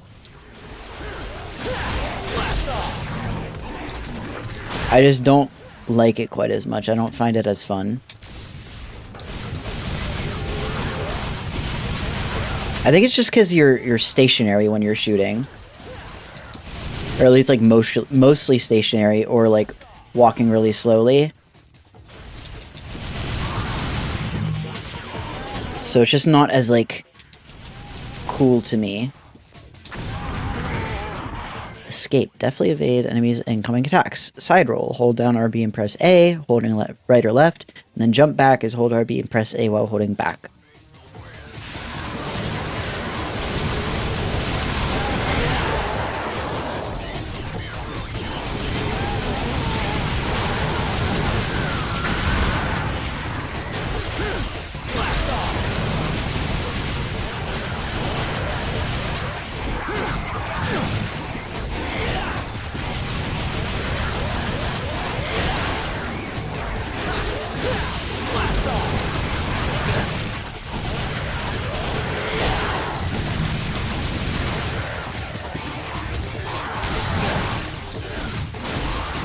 I don't know when to really use that charge shot. It's like...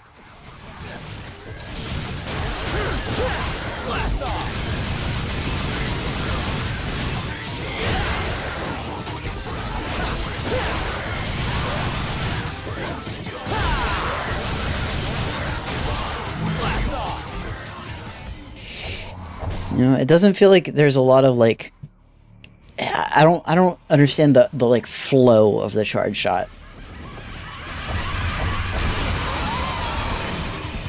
This is cool because this reminds me of like sort of an upgraded version of like the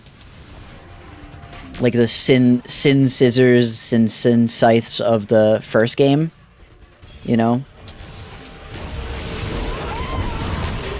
See, and as slow as this charges up, I don't know if that's I don't know if that's worth it.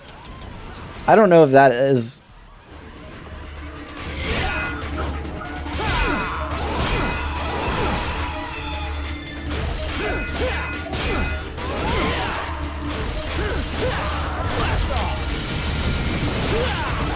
I'm gonna fucking die. Because I was trying to dumbass that dumbass shot.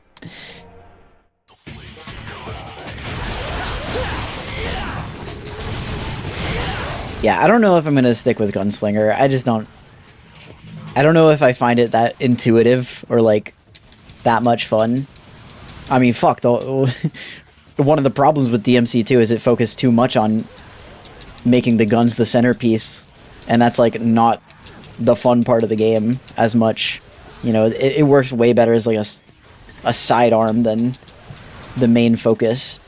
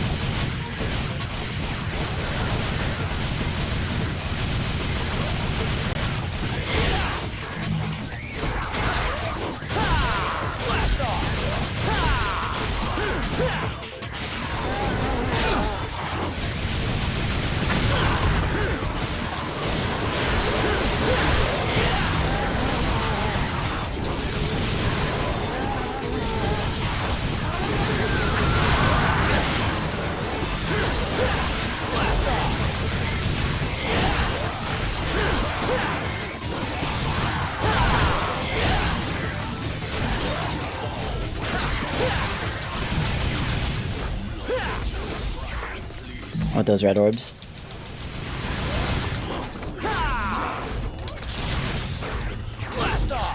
God damn it, get the fuck back here.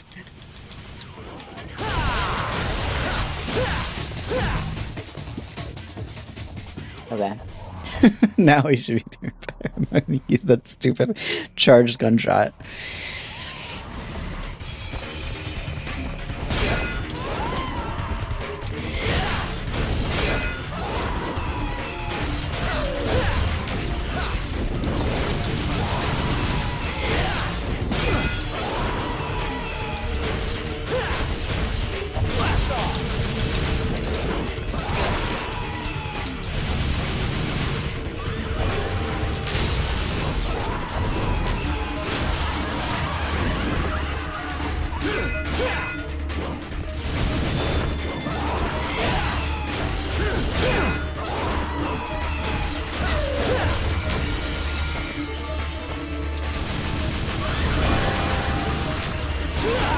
Oh.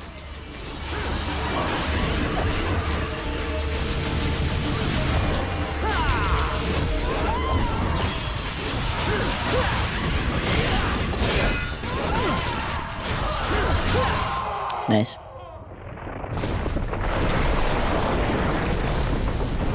This is not the boss I was talking about, by the way, that I made it to. It was the first, like... You'll know when we get there. That was more of like a mini boss, I guess.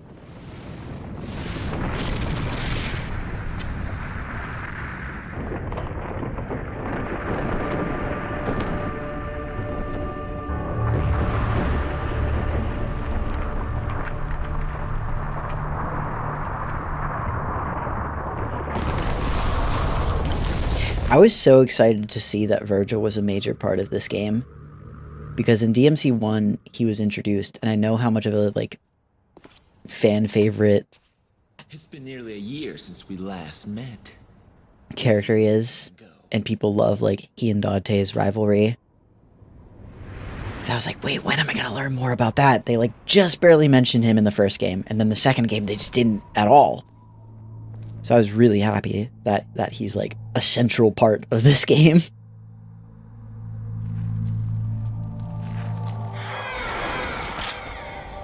And I do love the dichotomy between him and Dante. He's this like stern, just like no nonsense kind of guy, and Dante is this fucking, I mean, you know, he's wacky wahoo pizza man. So No doubt you've got some fun planned for me. Right, Virgil? his voice initially when I played this was kind of difficult to get used to, because he sounds really different than the first game. And even the second game sounded like somewhat similar to the first game. He sounds so different in this game. He's got like a fucking like anime pro tag voice. So like young Dante was very much like an adjustment where I was like, that's what he sounds like? But yeah. Alright. Next mission.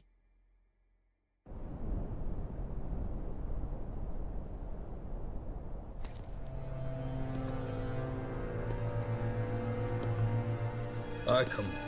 Well, doesn't it excite you? The Timinagru has revived. The Great One, who once ruled this earth as the medium between the human world and the demon world. Isn't it a magnificent view? The greatest minds of their time, those who revered evil, constructed this glorious edifice. Now, after 2 millenniums of confinement, it can at last fulfill the purpose for which it was intended. That's none of my concern. Did he have it? Of course, he's taking good care of it. After all, it is the only memento left from the mother you both An loved. amulet. But he has no idea of its true power.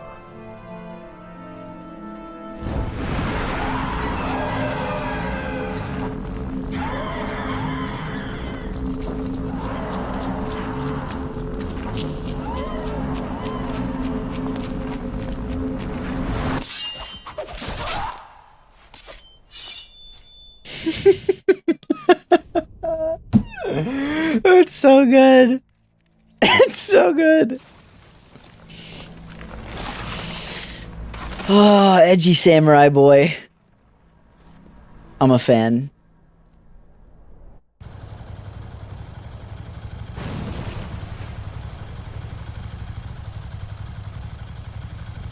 I found it. And whoever this is.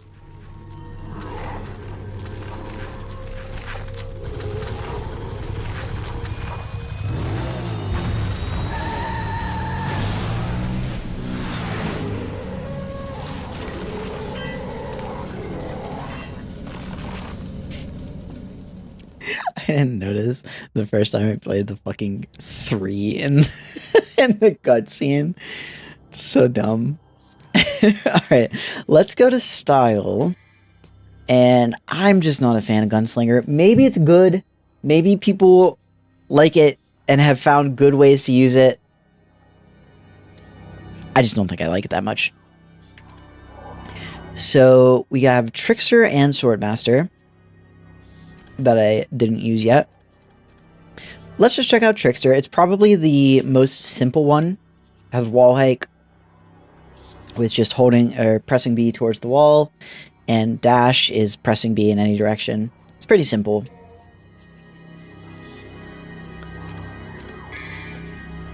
We have 5,000 red orbs. Do I want to buy anything?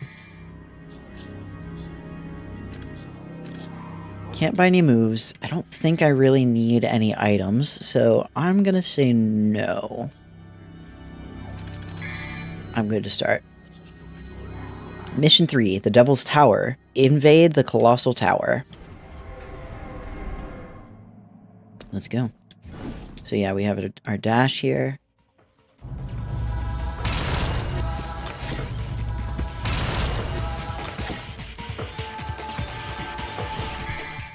Kick jump. Jump 2 times as high as normal by pushing off certain surfaces. After jumping while touching a wall, press A again. Kick off the wall to reach greater heights. And we also have our wall hike now. We can get really high with that. Wow.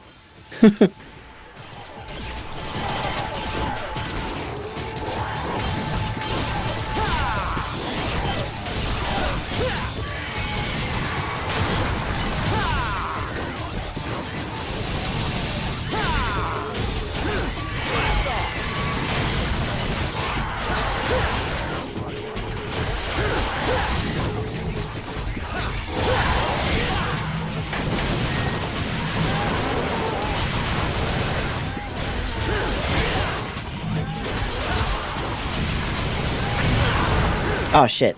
I didn't know I was close enough to get hit by that.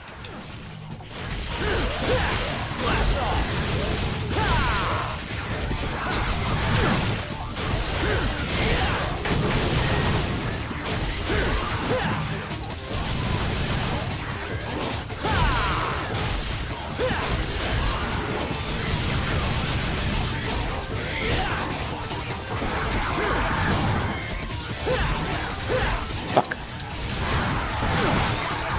Oh my god, I'm ass. I'm ass. It's alright. I'll get better.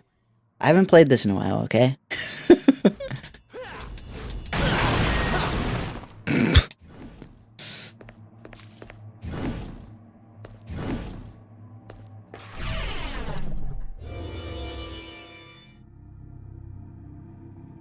Shotgun. Sealed doors. Knock knock, Dante's here. There are 2 types of sealed doors, red and blue. Blue seals release by solving a puzzle located in the room. Red seals defeat all enemies. Okay. Gonna make sure I'm getting as many red orbs as possible.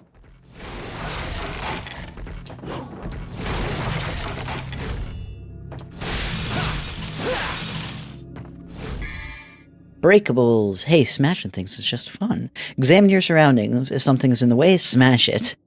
Orbs and other items are hidden in some background objects.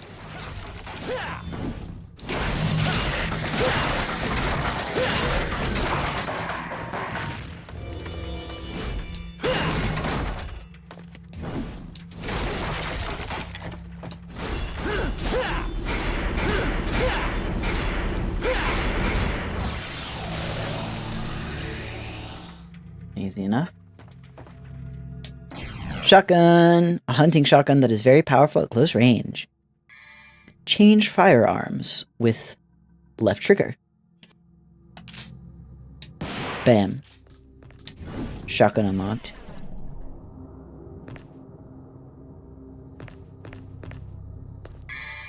Control the camera with the right stick. So yeah, you can actually, like, get a bit of camera movement going now.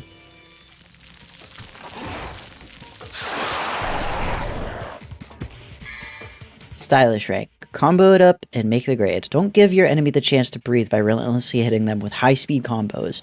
You won't gain points by merely repeating the same move over and over. Taking damage will knock you out of a combo. Yep.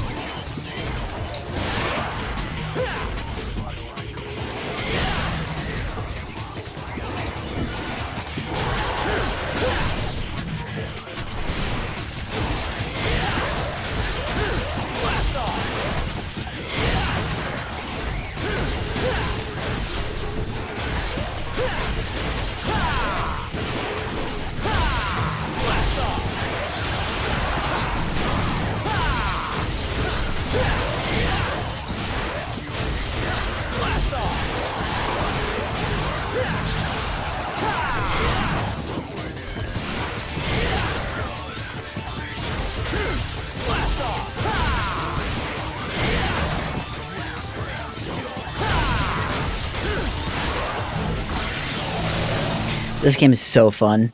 Like, that is, if I am to make one more contrast with DMC2, and honestly, even DMC1, is that this game just feels so fucking good to play. Like, DMC1, I appreciate it. I like that game a lot, for what it is. But it is jank. It is, like, very much dated feeling. And I think there are a lot of times where, like, its camera movement and some of the controls were sometimes awkward, and it was kind of held back by that sometimes. This is the first game in the series I can just say, basically without stipulation, like, yeah, this game feels fucking good. Like, this game just feels awesome to play.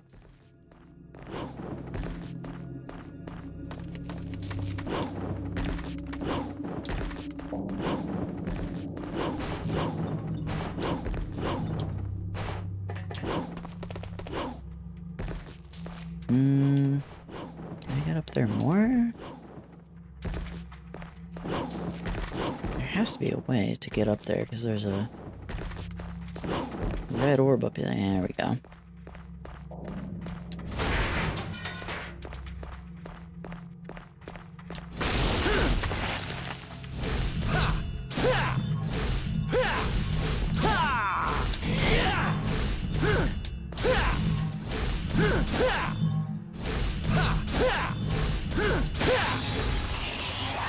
Good shit. I see a blue orb. Fragment. Blue orb fragment. A fragment of crystallized life force. 4 of these combine to form 1 blue orb.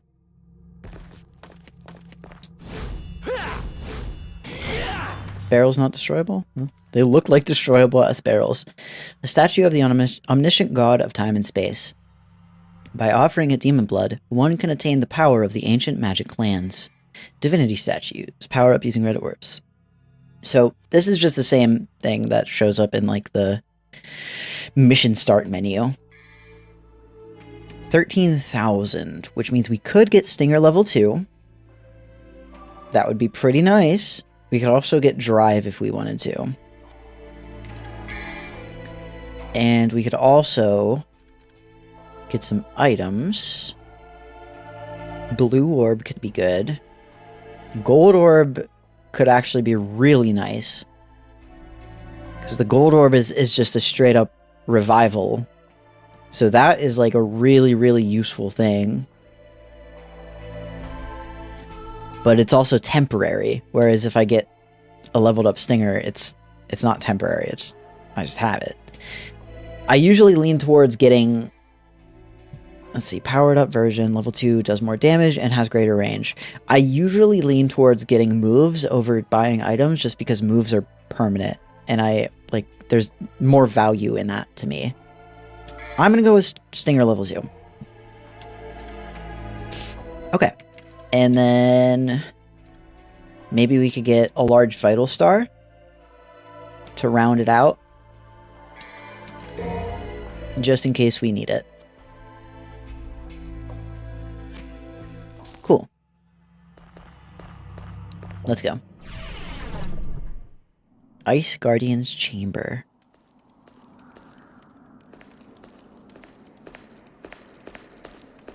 So this is where I got to before.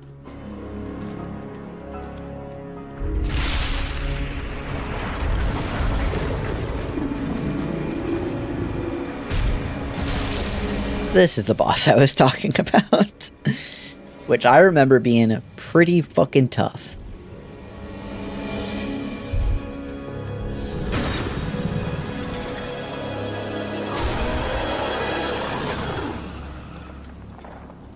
Leave now, mortal! The likes of you are forbidden in this land! You who are powerless are not worthy to set foot here! Wow, I've never seen a talking mud before. You know, in a dog show, you'd definitely take first place. You ugly human make a mockery of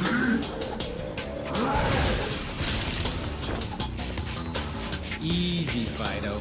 How about I take you out for a walk? Dante. Dude, the music in this game is so good. The fight music is so fucking hype. Let's go, let's go, let's go, let's go, let's go.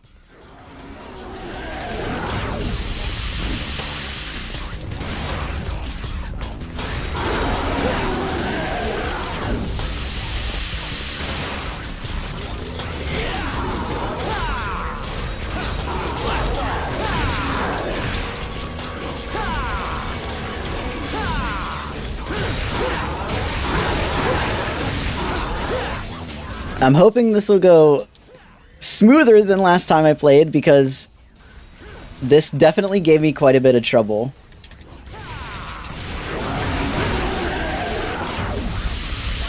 When I first played this game.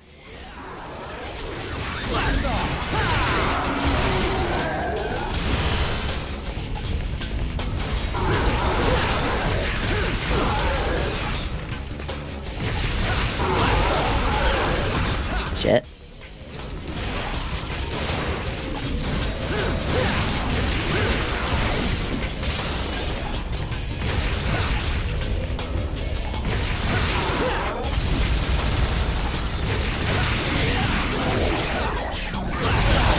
Whoa, okay.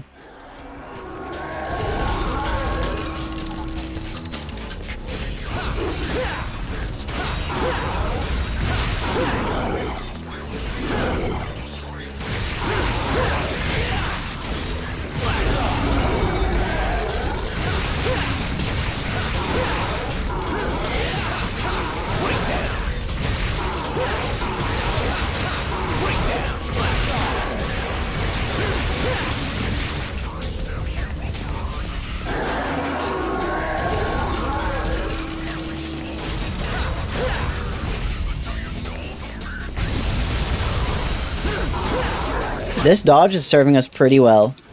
Ouch. I say as I get hit. Okay, I say as I get hit. I say as I get hit like a million times. What the fuck? Stop!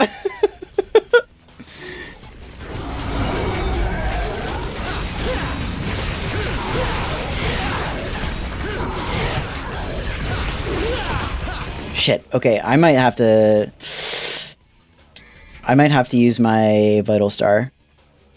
I'll just use a small one, though. I didn't even know I had a small one, but sure, I'll just use that.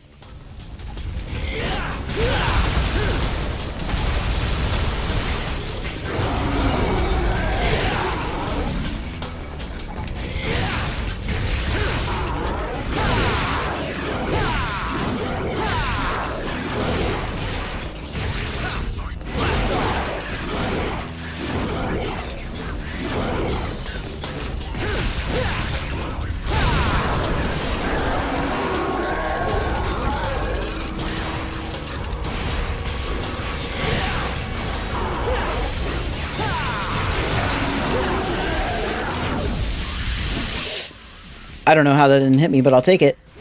Shit.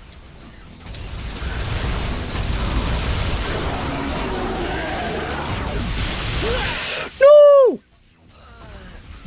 Well, I got close.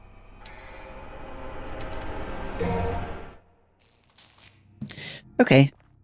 So I think what I'm gonna do, what I did the first time that made it a bit easier, was switch to Swordmaster. Because this allows me to do this, which is a pretty nice move. But then also, in the air, I can swing. Just like I would use my guns in the air. So I really like that. So we're gonna see if it'll serve me well again this time.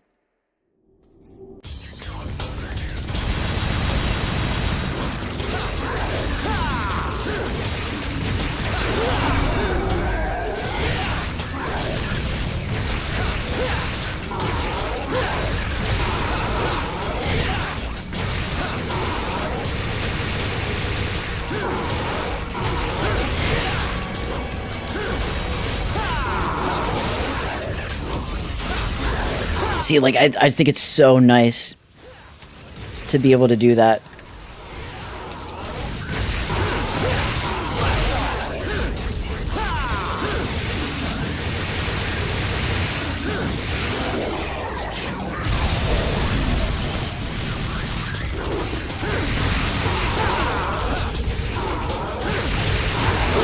Look at that. I like got the head off so easily. Ah, I didn't mean to get hit there.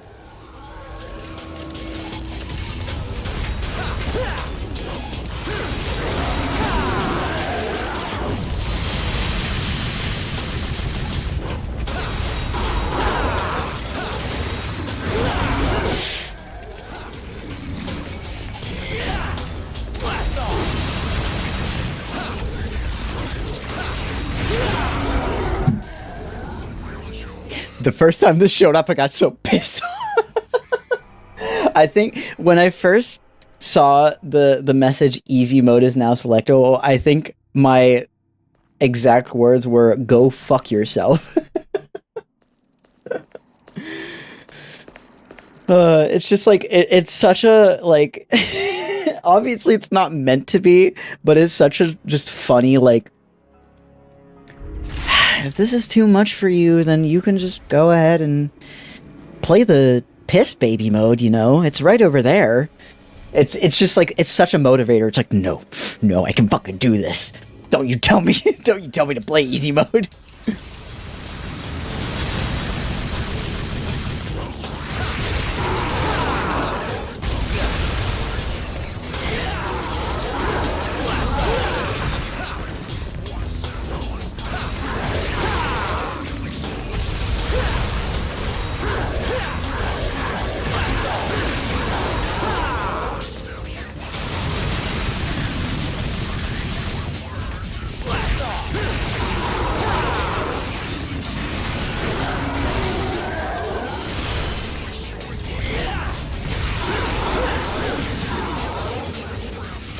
Damn.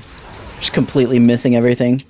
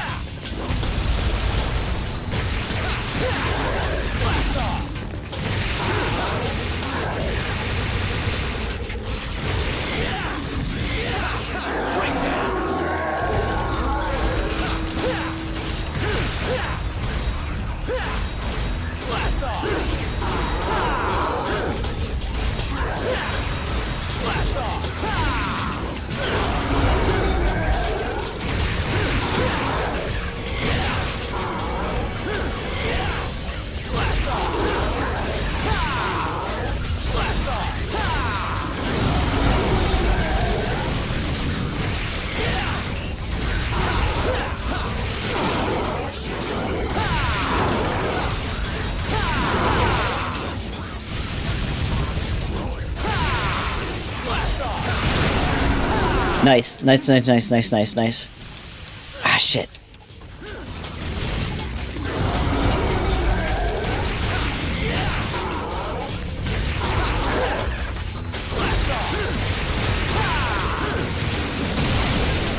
Nice.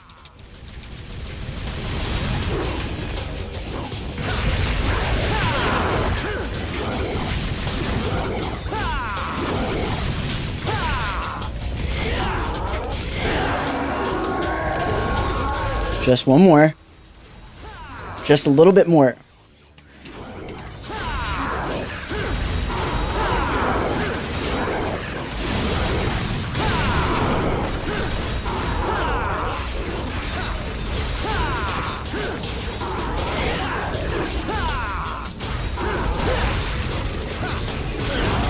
Are you fucking kidding me? No! Why did that happen? Okay. Well, I think I have it this time. That was like... I got a little greedy. I was like literally a pixel away. It's fine.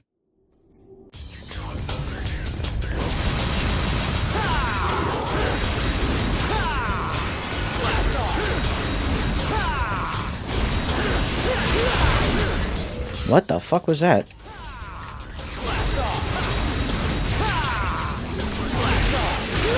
What the fuck is this move that it's doing?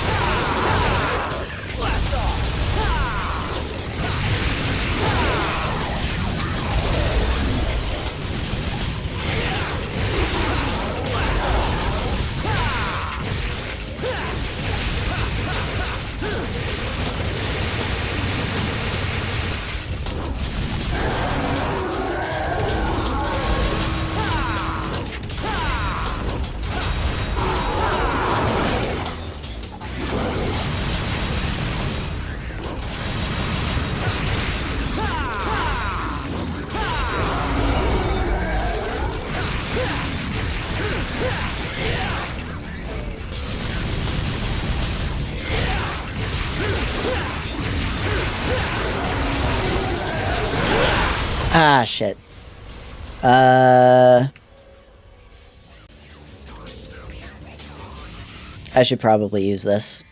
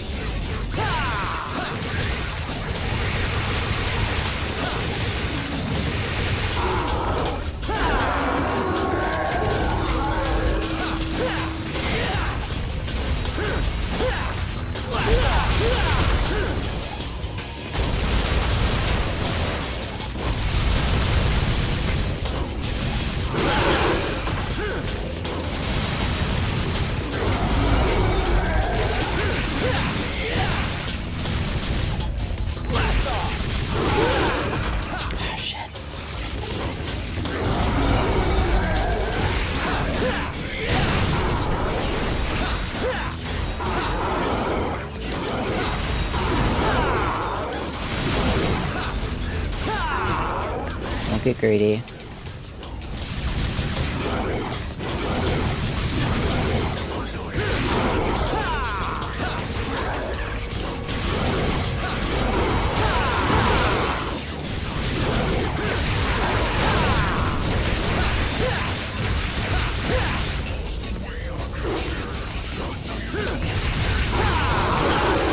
Don't get greedy.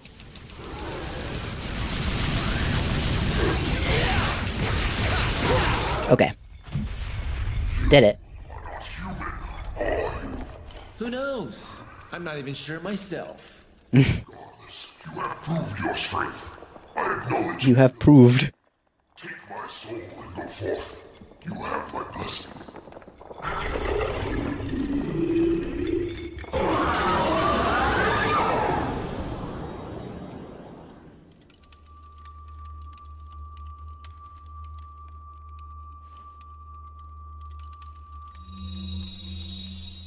Yeah, let's go.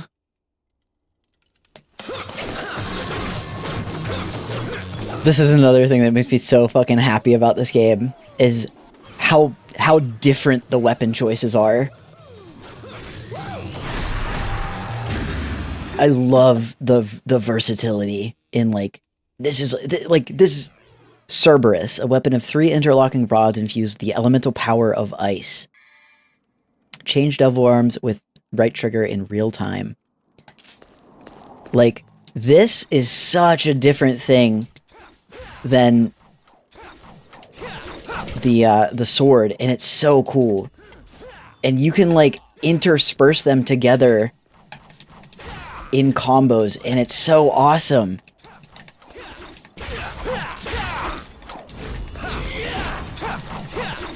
I love it so much. It's so fucking cool. Last thing I want to do before being done for the day is I kind of want to see what the enemy. I want to see the enemy bios. So, first hell, pride. Netherworld janitor who governs souls sent to hell for the sin of pride. Sand is the medium he uses to materialize in the human world. He carries a giant sickle to judge his prey. The Wraith, Netherworld janitor who governs souls to hell for the sin of wrath. Or wrath, not wraith. Sloth is the janitor. Or, I said janitor, didn't I? I kept saying janitor. It's jailer. Netherworld jailer who governs souls sent to hell for the sin of sloth. This one is for lust. The Hell Vanguard is the god of death who manages dead souls. He is feared by even the inhabitants of the Netherworld for his wicked nature and fighting prowess. Deadly sand-based demon. The Enigma, basically created from a stone statue, given life via some unusual high-level magic incantation. The six-legged demon targets foes from afar with his magical bow. And then we should have, in the boss tab, we have Cerberus. Three-headed feral gatekeeper, said to have the power to control ice. He grants power to those worthy of it. Those unworthy meet their doom by his giant fangs. Yet again, enemy bios, another thing severely lacking in DMC2. So I'm really happy that they're back, because I find it really entertaining to go through and just see what some of the underworld denizens are like.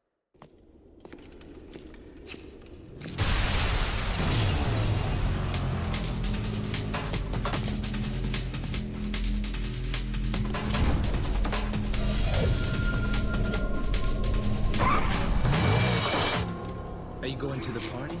What's the hurry? Didn't you get an invitation?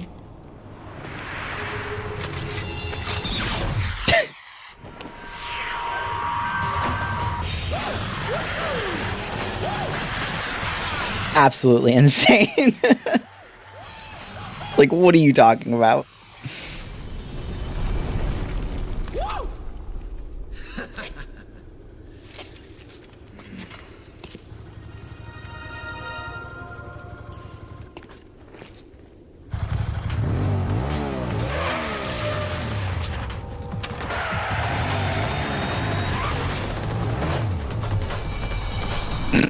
Aura farming.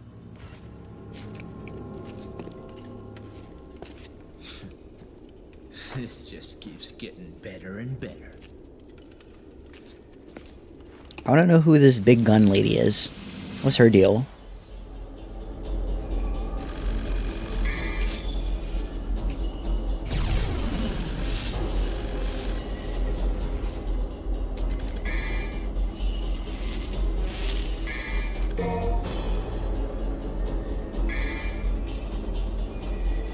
All right.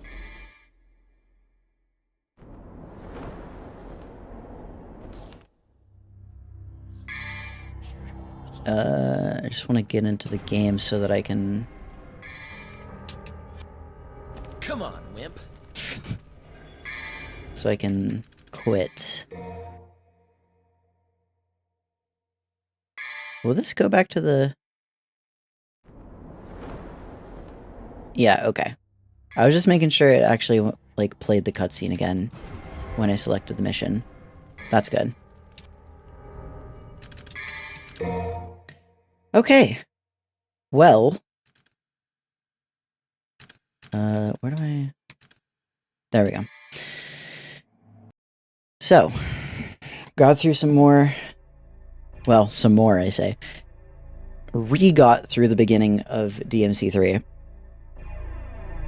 Which means now my job is basically getting back to where I was to begin with when I first played, which should be a few more missions in, so I can just play those on stream. I don't even have to record them. And on the YouTube channel, the other DMC videos episodes 2 and 3 are already fully uploaded. They're just waiting to go public. So,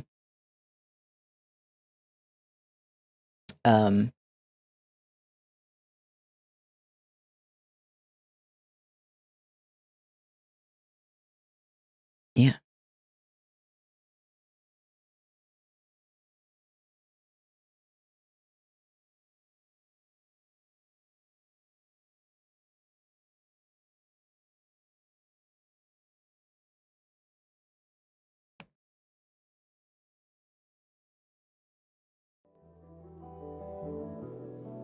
And you don't seem to understand.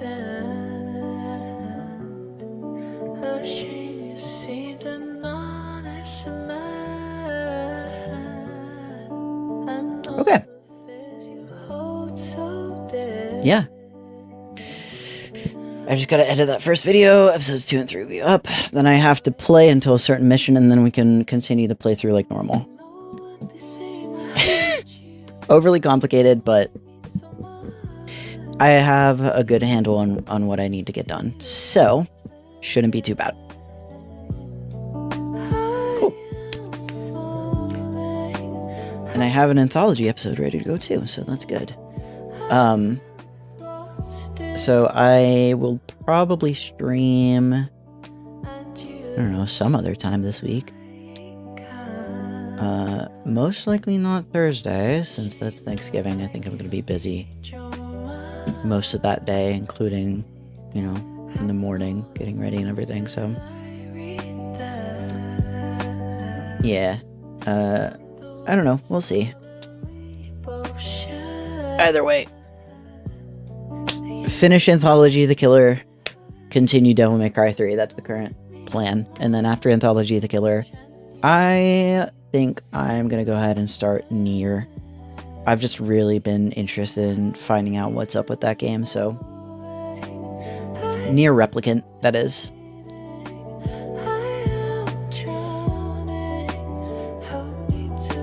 Actually, let me just clear Obscure. Because now, that game is, like, so... Everybody seems to love that game. For $50 is not terrible for a game that seems to be this big. So, man, I really want to play this game soon. Maybe I'll buy Expedition 33 at some point in the near future. I don't know if it'll be, like, right away. So I'm probably going to wait a bit to buy it, but I do really want to play that game, so it's probably going to be one of my next games.